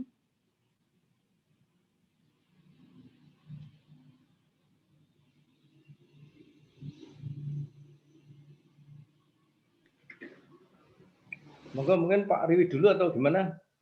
Monggo. Terima kasih. Pak Riwi dulu aja. Nyun ngapunten Prof. Agus. Jadi terima kasih Pak Mulyanto yang sudah menyampaikan masukannya. Jadi kebetulan kalau Pak Mul ini saya pikir juga dalam tanda petik bukan orang lain di dunia media, karena beliau juga aktif sekali, banyak sekali juga tulisannya yang sering muncul di media. Ya, jadi saya pikir Pak Mul juga sudah sangat berpengalaman dan mungkin juga Pak Mul mengalami hal yang sama. Jadi begini, memang menurut saya itu kadang-kadang ada suatu fase bagi seorang penulis ketika dia itu merasa dalam posisi stuck. Jadi dalam posisi stuck itu maksudnya mungkin seperti disampaikan Pak Mul tadi, punya passion, punya keinginan untuk menulis, tetapi mungkin istilahnya tergantikan dengan kesibukan atau prioritas yang lain. Akhirnya Akhirnya tidak sempat atau tidak jadi menulis. Ya, itu contohnya seperti itu. Atau ada juga istilahnya suatu periode ya memang betul-betul mohon maaf kita itu merasa malas untuk menulis sesuatu ya. Ini saya pikir proses yang alamiah, proses yang lumrah saja. Terus terang saya sendiri ini saya sampaikan, saya sudah agak lama tidak menulis. Makanya saya selalu sama Prof. Agus. Beliau ini produktif sekali ya dari dulu sampai sekarang. Ya kalau saya itu kadang-kadang datneng gitu kalau orang Jawa bilang. Jadi saya sudah agak lama Prof tidak menulis di artikel, tetapi yakinlah ya kalau seseorang itu sudah biasa menulis pasti ada rasa kangen ya untuk kembali menuangkan idenya untuk kembali menulis di media. Ya. Terus bagaimana cara memulai sesuatu? Kalau saya ya biasanya seperti disampaikan Prof. Agus tadi, yang pertama kita niat dulu. Nah, kita niat. Ya, mungkin ya mohon maaf, mungkin bagi saya, Prof. Agus atau Pak Mul yang sudah berulang kali tulisannya keluar di media, dalam tanda petik, untuk menjadikan situasi yang stuck, ini menjadi situasi yang rebound, ya, bangkit kembali, itu saya pikir tidak terlalu sulit. Ya, memang sekali lagi hanya passion, hanya niat. Bisa dikatakan yang paling besar itu adalah niat. Jadi menurut saya itu, saya sependapat dengan yang disampaikan oleh Prof. Agus, ya. Menulis itu sebenarnya tidak sulit. Kalau kita menyatakan gampang, nanti kok kesannya itu meremehkan. Ya, menulis itu tidak sulit, ya. Tinggal sekali lagi kita mau atau tidak. Permasalahannya kita malas atau tidak. Kalau kita mau, itu insya Allah bisa. Jadi kalau saya ya, ide bisa muncul, misalnya saya baca berita, dengerin info dari TV atau dari media online, dari mana saja, ya, terkait fenomena, apalagi sekarang sesuatu yang terjadi di medsos itu kan bisa kita jadikan bahan-bahan tulisan, bahan-bahan kajian yang menarik, ya. Sekali lagi tinggal kita mencoba menuangkan ide, membuat kerangka tulisan, itu insya Allah sudah jadi. Ya, jadi sekali lagi yang namanya writing block, ya, kendala untuk menulis itu memang harus kita terobos. Saya sepakat dengan Prof. Agus, kalau tidak memulai, kalau kita hanya berhenti di suatu titik, ya kita tidak akan kemana-mana. Mungkin itu aja Mbak, simpel saja, ya. Menurut saya demikian. Terima kasih Mbak. Terima kasih jawaban dari Pak Ribu. Monggo Prof. Agus berikutnya. Oke, baik, matur nuwun. Jadi begini, produktivitas gagasan yang kita miliki itu sebenarnya tergantung dari apakah kita berada di situasi good mood atau bad mood, dua itu aja ya. Jadi orang dalam keadaan bad mood apapun ya, dia akan kehilangan energi untuk menuangkan gagasan. Tetapi kondisi good mood inilah yang kemudian menjadi kondisi yang harus kita manage, ya, kita kelola untuk menghasilkan gagasan. Nah, persoalan ada dua hal yang perlu kita pertimbangkan, yaitu berhubungan dengan tempat, berhubungan dengan waktu. Nah, setiap orang itu memiliki pemicu waktu dan tempat yang berbeda. Ya, jadi contohnya adalah Dik Doang, ya. Dik Doang itu dia penulis yang sangat produktif, ya. Kemudian pada waktu itu saya pernah bertemu dengan beliau, ya, dan kemudian ngobrol-ngobrol gitu. Ternyata ada satu tempat yang membuat dia itu memiliki inspirasi yang selalu mengalir, produktif dalam gagasan. Yaitu apa? Ketika nongkrong di WC, mohon maaf ya.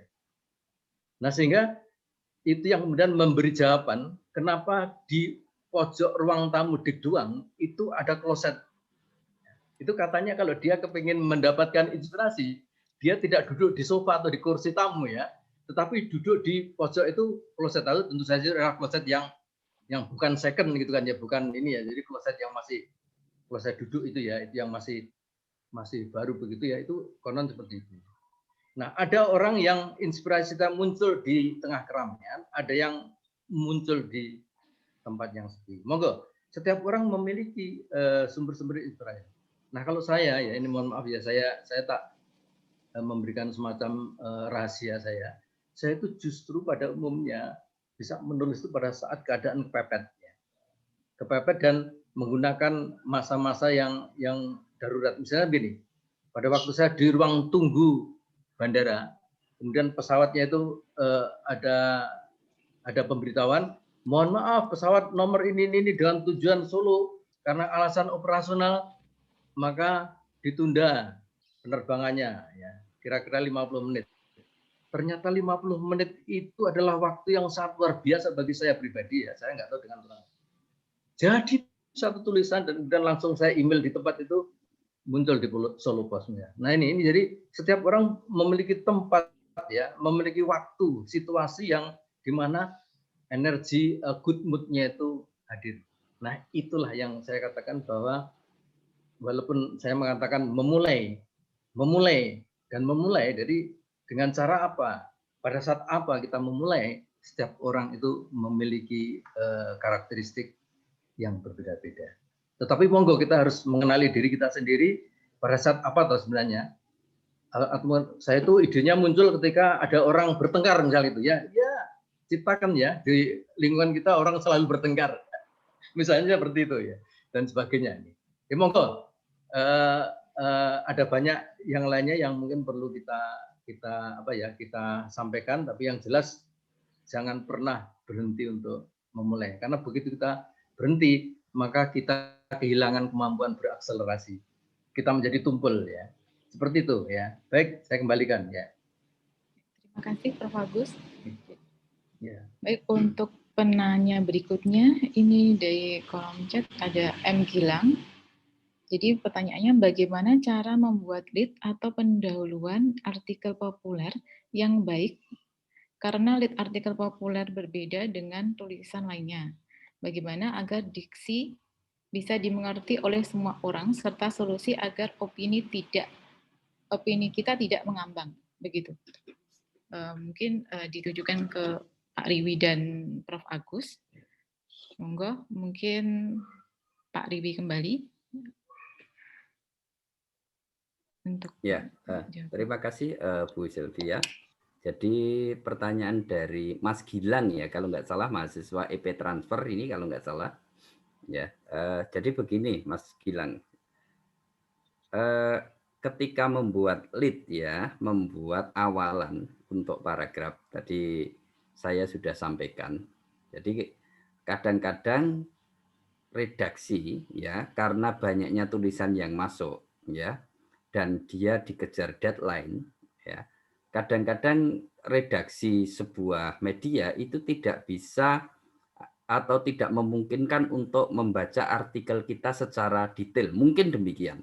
Artinya apa? Artinya inilah yang tadi saya sampaikan, ini menjadi alasan bagaimana ketika kita menulis artikel di media, bagian awal dan bagian ending itu menjadi kata kunci yang sangat penting.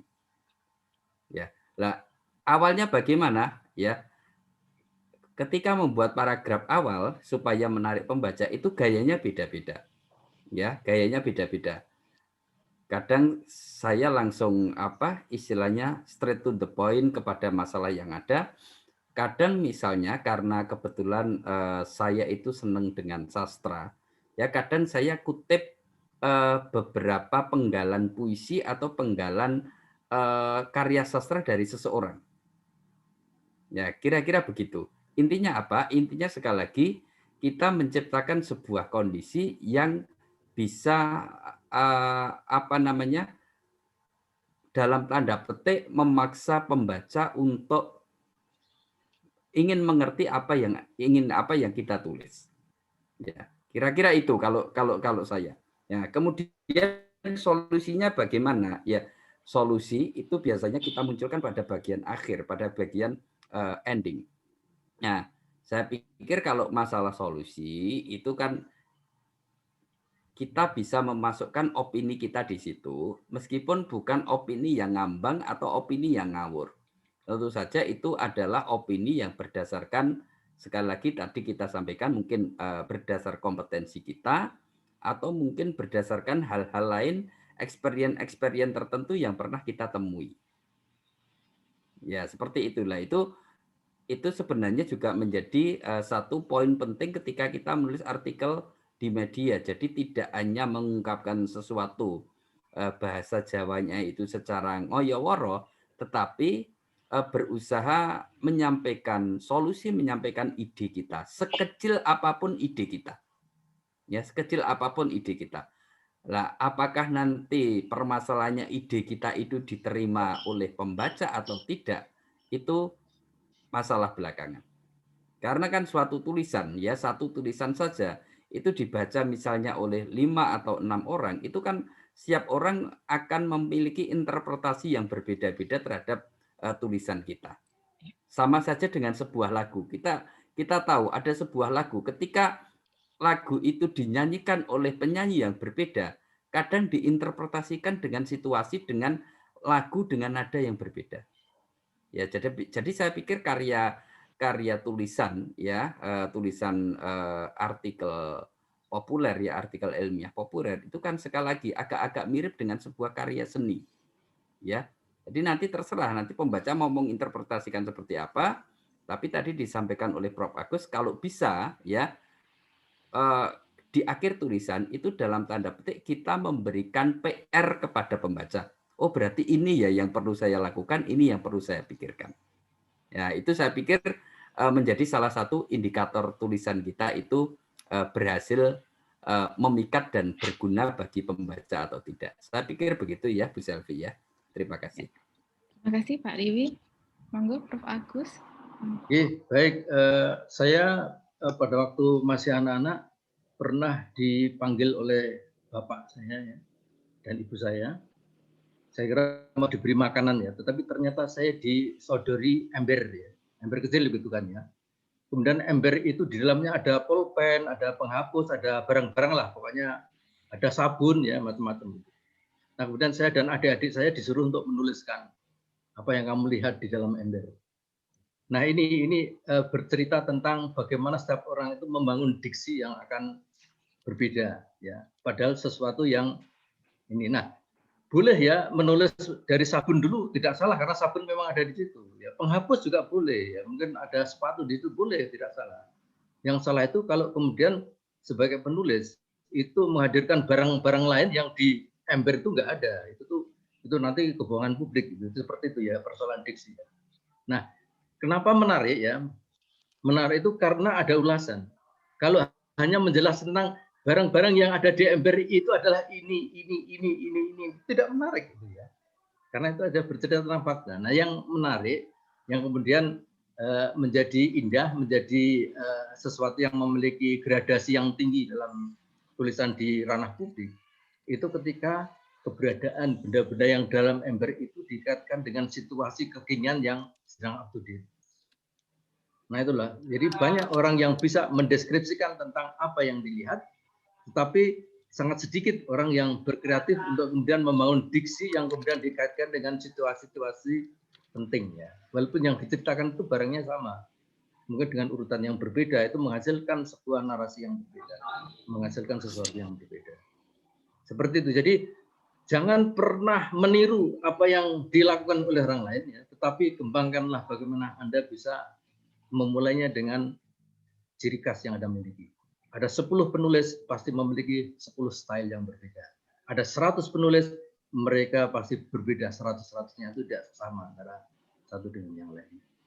Nah itu ya, jadi kenapa menjadi penulis sangat asik, karena di situ adalah merupakan sebuah sarana ya bagi kita untuk kita itu menjadi diri kita sendiri. Jangan takut berbeda dari orang lain, justru karena kita berbeda dari orang lain, itu Anda itu hadir. Tapi kalau Anda hanya mengikuti seperti apa yang dilakukan oleh orang lain, Anda bukan siapa-siapa karena hanya menjadi pengekor, menjadi follower. Begitu, terima kasih. Terima kasih Prof. Agus. Baik, untuk pertanyaan berikutnya, ini dari Muda. Bagaimana meramu, ini kepada Prof. Agus, bagaimana meramu sudut pandang konflik yang baik, jadi bagaimana meramu sudut pandang konflik, mungkin bisa diberi contoh. Ya.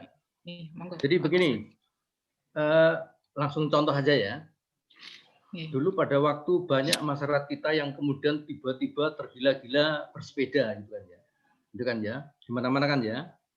Dan bersepeda itu adalah cara yang paling menyenangkan untuk satu keluar dari rumah ya. Yang kedua itu aktivitas olahraga yang bermanfaat untuk meningkatkan imunitas. Akhirnya apa? Sepeda itu sangat laris, bahkan inden ya menunggunya lama ya, dan sangat luar biasa, bahkan lebih laris daripada pisang goreng. Karena pada waktu pandemi banyak pedagang pisang goreng yang tidak jualan malah ya. Karena apa? Ikut-ikutan sepeda itu kan ya. Gitu ya. Nah, kemudian saya membuat tulisan ada 3 atau 4 itu ya di beberapa media termasuk media online kaitannya dengan persoalan ancaman-ancaman yang tidak disadari oleh publik ketika naik bersepeda. Bersepeda memang berolahraga, tapi kalau begitu Anda itu tergila-gila ya, menjadi euforia, itu bahaya yang mengancam itu adalah datangnya istilah open window gitu. Ini yang mohon maaf bahasa teknis ya. Open window itu adalah sebuah kondisi di mana orang itu mengalami kelelahan secara fisik ya, karena tergencet oleh euforia yang berlebihan, dan kemudian pada saat seperti itu orang itu berada pada titik nadir yang katanya dengan imunitas. Bayangkan, jadi keinginan untuk mendongkrak imunitas berbanding terbalik dengan fenomena yang terjadi. Nah, tetapi kan saya sebagai penulis kan tidak boleh kemudian menyalahkan pesepeda ya, karena mendudukan sudut pandang itu jangan sampai kemudian menganggap yang lain salah ya. Ini yang benar gitu kan. Tetapi ada sebuah penjelasan-penjelasan dengan syarat-syarat tertentu. Termasuk juga kemarin tulisan saya di Solo Post yang terakhir katanya menggunakan Stadion Manan untuk konser musik itu boleh enggak gitu kan ya.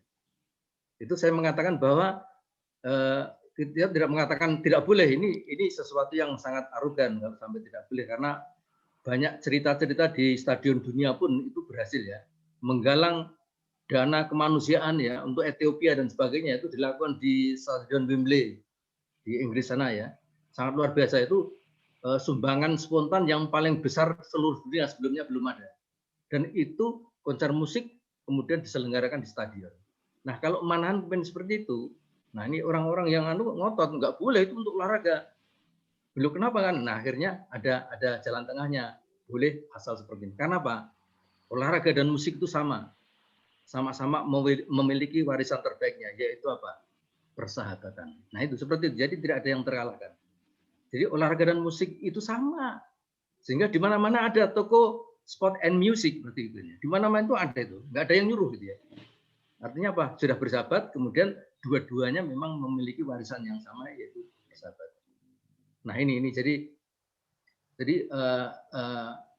konflik itu sebenarnya bisa kita redam kalau dua-duanya itu tidak ada yang dikalahkan. Win-win solution gitu. Terima kasih. Baik, terima kasih Prof. Agus. Langsung ke pertanyaan berikutnya dari Pak Suryanto, PPLH. Ini pertanyaan ditujukan kepada Pak Riwi dan Prof. Agus. Pertanyaannya, bagaimana Bapak bisa membagi waktu di tengah kesibukan untuk menulis? Untuk pertanyaan yang kedua, bagaimana tips untuk menulis di media yang berbeda? Jadi medianya yang berbeda-beda. Jadi misalkan media lokal dan media nasional, apakah ada tip atau trik-trik khusus di situ? Monggo, Pak Riwi, mungkin lebih. Ibu Selvia, terima kasih. Terima kasih Pak Sur atas pertanyaan dan masukannya. Jadi kalau membagi waktu ya intinya kan sama aja. Kita kan ketika kita beraktivitas itu kan pasti ada beberapa hal yang harus kita lakukan. Kita kan terbiasa, kalau dosen kan terbiasa multitasking, ya terbiasa melakukan mungkin beberapa hal secara bersamaan. Kira-kira begitu. Ya, jadi kalau saya pribadi sih kadang-kadang saya tidak punya space khusus untuk menulis ya, space waktu khusus ya untuk menulis. Jadi kadang-kadang seperti disampaikan Prof. Agus, mungkin Prof. Agus juga tadi sudah menjelaskan, kadang ide itu muncul begitu saja. Dan ketika ide itu muncul, itu memang sebaiknya langsung kita eksekusi. Tadi Prof. Agus sudah sampaikan, bahkan kadang ketika menunggu pesawat delay di bandara saja, waktu 50 menit itu sudah jadi satu tulisan. Dan ketika dikirim, langsung dimuat, seperti itu.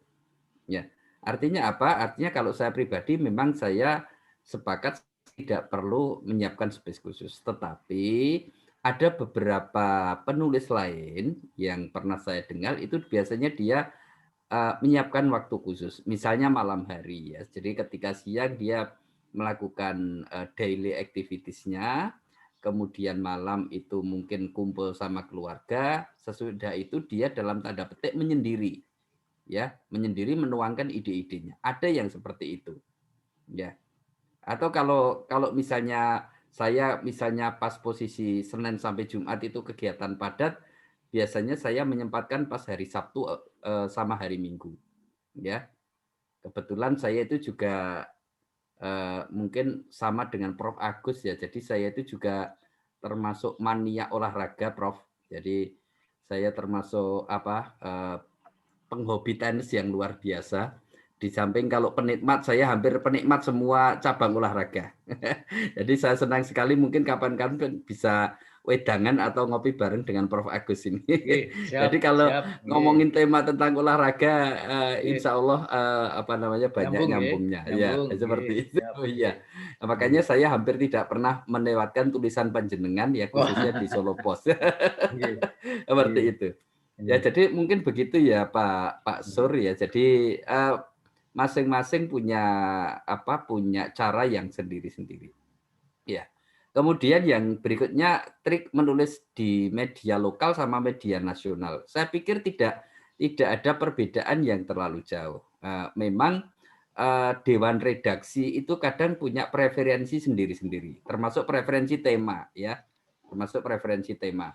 Jadi kadang ada kalau di Solo Post itu karena koran lokal itu biasanya kalau kita mengirimkan tulisan yang terkait dengan isu-isu di tingkat lokal ya, di tingkat Surakarta atau Jawa Tengah, khususnya Surakarta, Solo Raya, itu biasanya lebih banyak dimuat. Tadi seperti Prof. Agus sampaikan ya, beliau menulis tentang Stadion Manahan yang sudah disampaikan idenya oleh wali kota terpilih ya, Mas Gibran itu rencananya mau dipakai tidak hanya difungsikan untuk olahraga tapi mau dipakai untuk konser. Mungkin juga ini terinspirasi oleh GBK atau stadion-stadion besar fenomenal lain yang lain ya, seperti itu. Nah, ini akan menimbulkan pro kontra seperti itu, ada yang setuju, ada yang tidak. Tetapi kalau misalnya ini isu lokal itu misalnya kita kirim ke koran nasional itu agak kurang pas saya pikir. Ya, agak kurang pas, kecuali kalau isu lokal itu kemudian kita lakukan repackaging. Kita kemas ulang sehingga mempunyai resonansi yang lebih kuat menjadi isu nasional. Seperti itu. Nah, sebaliknya kalau misalnya di Solo Post misalnya ya, ketika kita menuliskan tulisan misalnya kalau saya Pak Sur, Pak Mul dan Bapak Ibu yang lain yang dari FEB itu misalnya menyoroti tentang fenomena ekonomi ya, meskipun itu menarik ya, itu menarik, tetapi kadang-kadang ketika kita kirimkan dengan di koran lokal di Solo Post ya dan disandingkan dalam tanda petik misalnya dengan tulisan Prof. Agus ya terkait dengan isu lokal Stadion Manahan, mungkin yang diprioritaskan adalah tulisan Prof. Agus. Ya, saya pikir demikian ya, karena masing-masing media kan membidik pangsa pasarnya sendiri-sendiri. Ya, tapi intinya kalau masalah gaya penulisan segala macam, saya pikir tidak berbeda terlalu banyak. Nah, makaten Mbak Bu Sylvia, matur nuwun. Terima kasih Pak Riwi. Monggo Prof. Agus. Baik, begini. Jadi kaitannya dengan koran lokal ataupun nasional itu sebenarnya harus kita akhiri ya, ketika sudah teknologi itu sudah memasuki tentang adaptasi baru berupa e-paper, gitu. Bukan lagi newspaper. Gitu. Jadi newspaper itu memang ya pada waktu dulu yang namanya koran itu adalah dalam pengertian newspaper dalam bentuk cetak ya, itu kan omsetnya itu kan berbeda ya. Yang lokal itu adalah omsetnya lokal, artinya koran itu hanya dibaca oleh orang-orang Solo sekitarnya ya. Dan kemudian kalau yang nasional itu pelanggannya itu dari Sabang sampai Merauke. Itu dulu ya. Tetapi sekarang setelah ada edisi e-paper, itu baik koran yang redaksinya itu di Solo maupun di Jakarta atau di tempat yang manapun, berpulang untuk kemudian dibaca oleh dari kutub utara sampai kutub selatan. Jadi bisa dibaca. Nah ini ada perubahan-perubahan mindset katanya dengan memahami itu. Walaupun tadi memang betul ya, katanya dengan isu-isu itu memang ada yang isu itu sangat penting di pusat pemberitaan lokal ya, itu pasti tidak akan dimuat kalau itu diangkat ke nasional ya. Demikian pula sebaliknya. Sesuatu yang merupakan persoalan di kawasan Asia Tenggara misalnya, itu kalau kemudian dimunculkan di Solo Post itu tentu saja menjadi hal yang tidak menarik. Bukan masalah penting dan tidaknya, tetapi persoalan fokus perhatian publik pembaca ya itu menjadi perhitungan karena itu mempengaruhi omset tujuannya dan sebagainya. Nah itu saya kira itu ya, jadi penting sekali. Jadi ada di samping pertimbangan untuk memulai, kita juga harus jangan sampai salah memasukkan ke terbitan tertentu. Dan ada juga ini saya tambahkan penjelasan Pak Arwi tadi, ada jenis koran itu yang lebih mengedepankan ketokohan daripada kualitas tulisan. Ini rahasia umum ya. Jadi kalau yang menulis itu mantan menteri ya, seperti apa tulisannya saya kira langsung dimuat gitu aja, itu juga ada. Dan itu kita yakini karena memang untuk menjadi menteri kan tidak semua orang bisa gitu kan ya. Tapi kalau untuk menulis itu kan banyak yang bisa gitu. Mungkin logika yang digunakan seperti itu, tapi memang itu fakta ya. Fakta, tapi kita tetap tidak menyurutkan ya. Kita tentu saja kemudian tidak mengatakan bahwa saya akan menulis koran nanti kalau sudah jadi menteri saja, tidak seperti itu kan. Jadi monggo gitu kan ya. Terima kasih Mbak Selvi. Terima kasih Prof. Agus. Dari Pak Suryanto tadi pertanyaannya. Oke, lanjut ke pertanyaan dari Bu Nurul Istiqomah. Ini pertanyaannya, bagaimana caranya mengetahui kekurangan dari tulisan yang sudah kita kirim? Dan kadang kan ada tulisan kita yang ditolak untuk dimuat. Bagaimana, Prof. Agus? Oke, ya saya nggih. Nanti biar ditambah Pak Riwi nggih.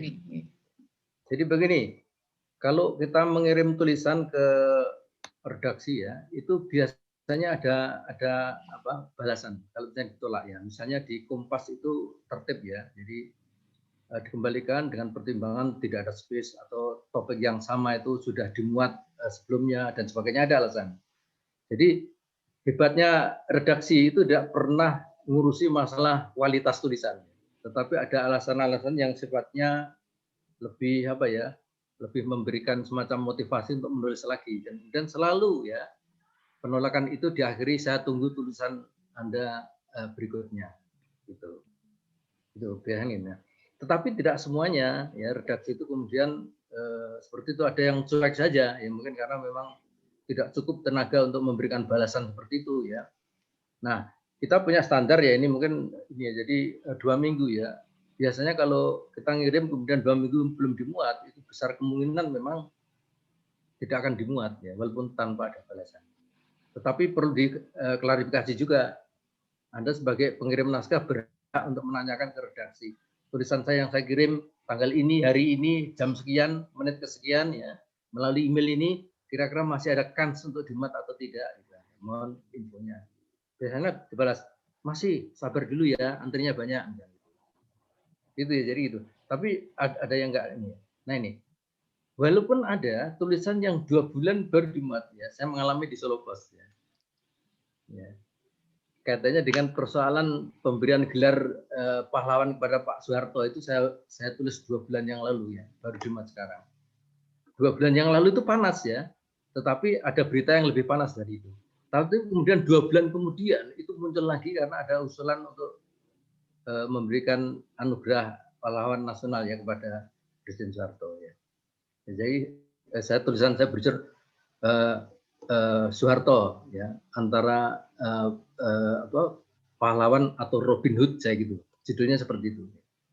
Seperti itu dimuat ya. Setelah 2 bulan terkatung-katung nggak tahu nasibnya. Tetapi saya biarkan aja, nggak dimuat juga nggak apa-apa. Nggak dimuat juga nggak paten dan sebagainya kan itu.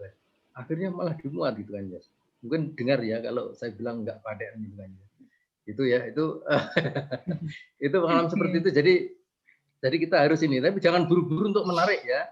Dan jangan nanti bahaya kalau misalnya punya kans akan dimuat tapi kita beranggapan wah nggak dimuat sudah 2 minggu ini ya, dikirim ke nah ternyata dimuat. Nah, ini nanti kan jadi repot kita itu aja. Harus menarik lagi tulisan yang ini. Nah yang baik itu pada saat yang bersamaan menuliskan tulisan yang berbeda-beda di media massa yang berbeda-beda, itu harapannya seperti itu. Jadi jangan nunggu ini ditolak dulu baru ini, tapi bareng seng. Nanti tidak sama itu terbitnya. Gitu. Gitu nggih Mbak Silvi? Nggih. Bagus. Nggih, monggo Pak Riwi. Ya.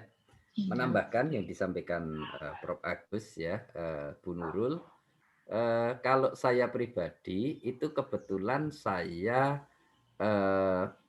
berusaha mencari kontak person ya dari bagian redaksi dari masing-masing media. Ya. Jadi misalnya di Solo Pos. Di Solo Pos itu siapa sih yang biasa ngurusi media? Nah, kalau misalnya kita pengen tahu itu kita bisa telepon kok. Kita bisa telepon ke bagian sekretariat redaksi, kita tanya. Ya, biasanya akan diberi kontaknya. Ya, entah itu nomor HP-nya, entah emailnya atau kontak yang lain. Nah, kita bisa tanya di situ.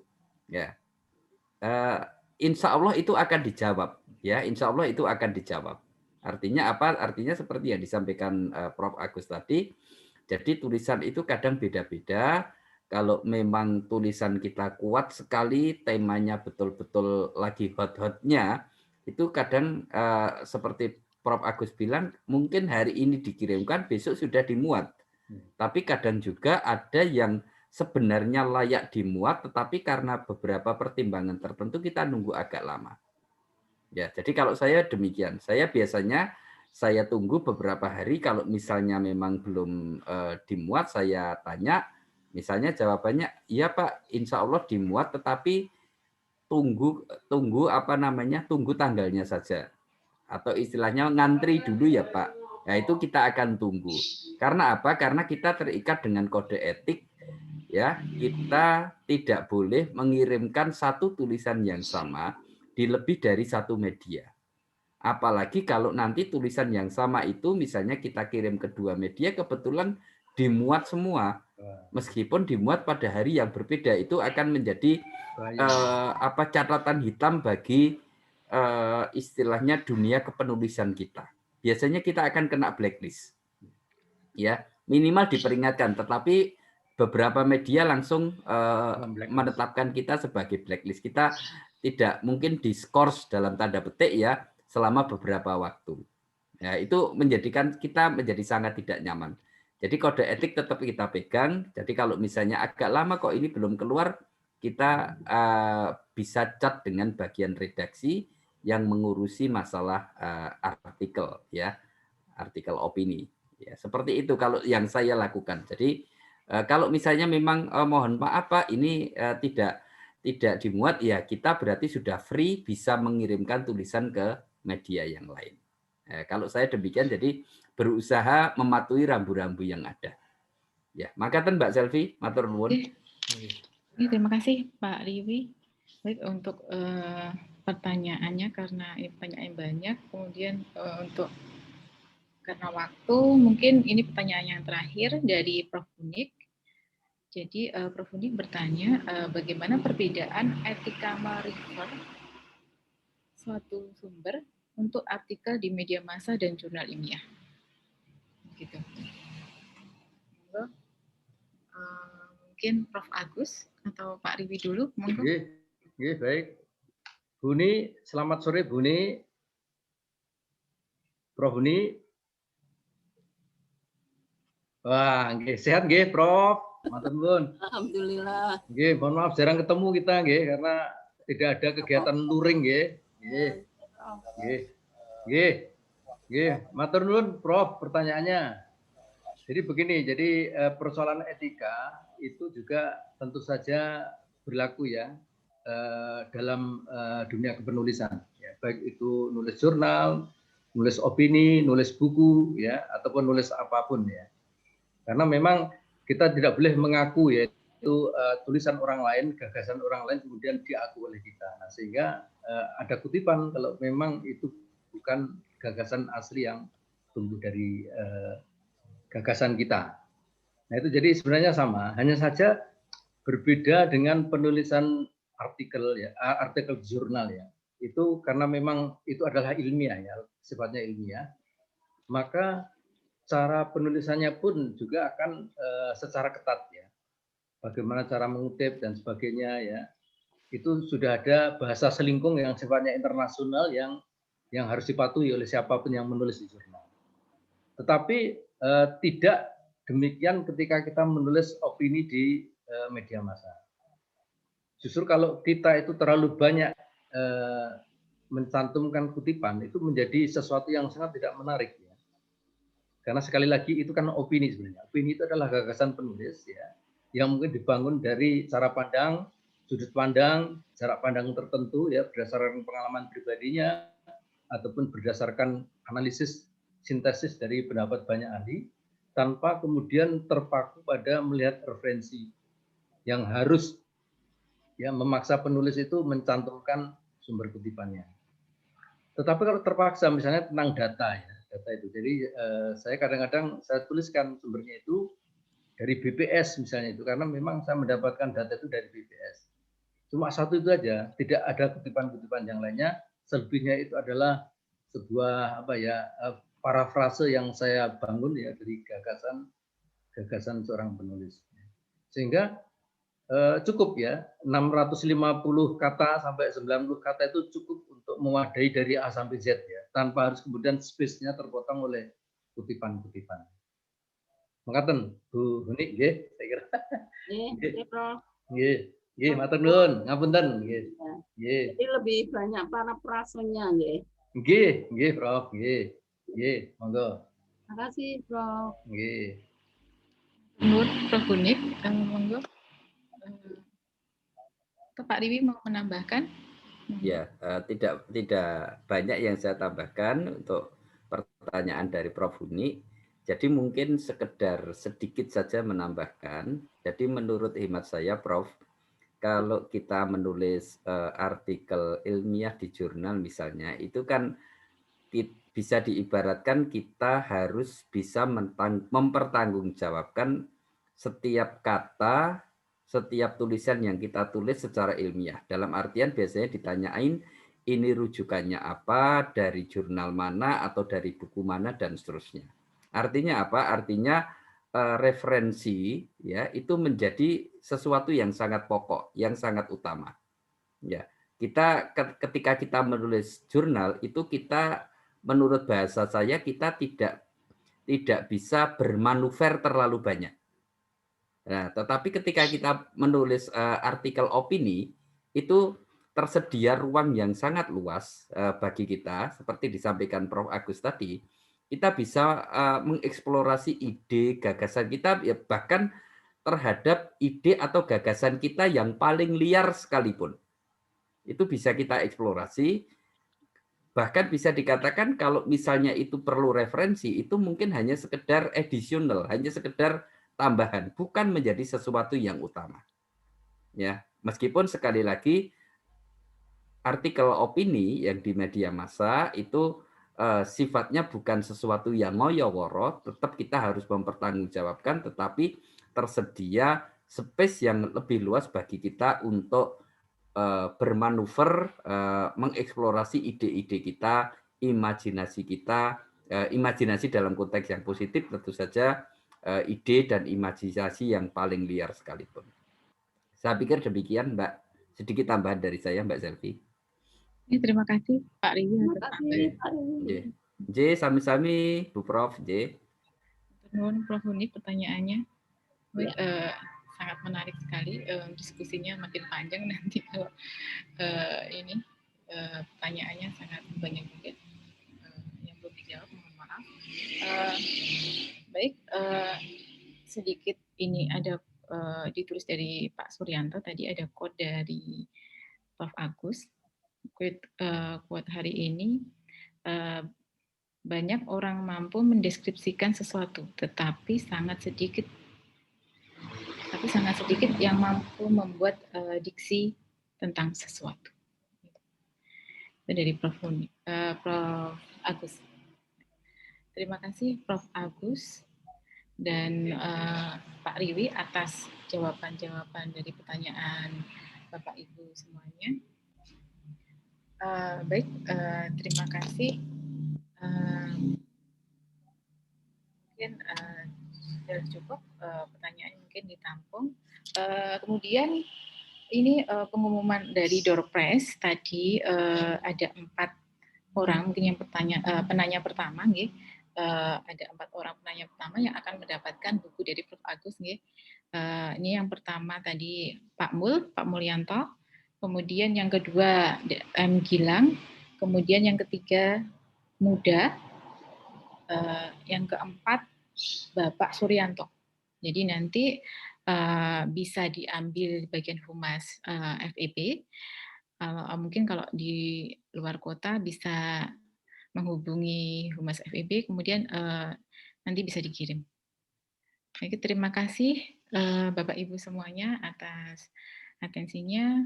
Mohon maaf bila ada kesalahan, saya kembalikan ke Ibu Eka. Monggo Ibu Eka. Terima kasih kepada Ibu Sylvia Binta Reningtyas yang telah membantu paparan materi dari narasumber dan juga jalannya diskusi.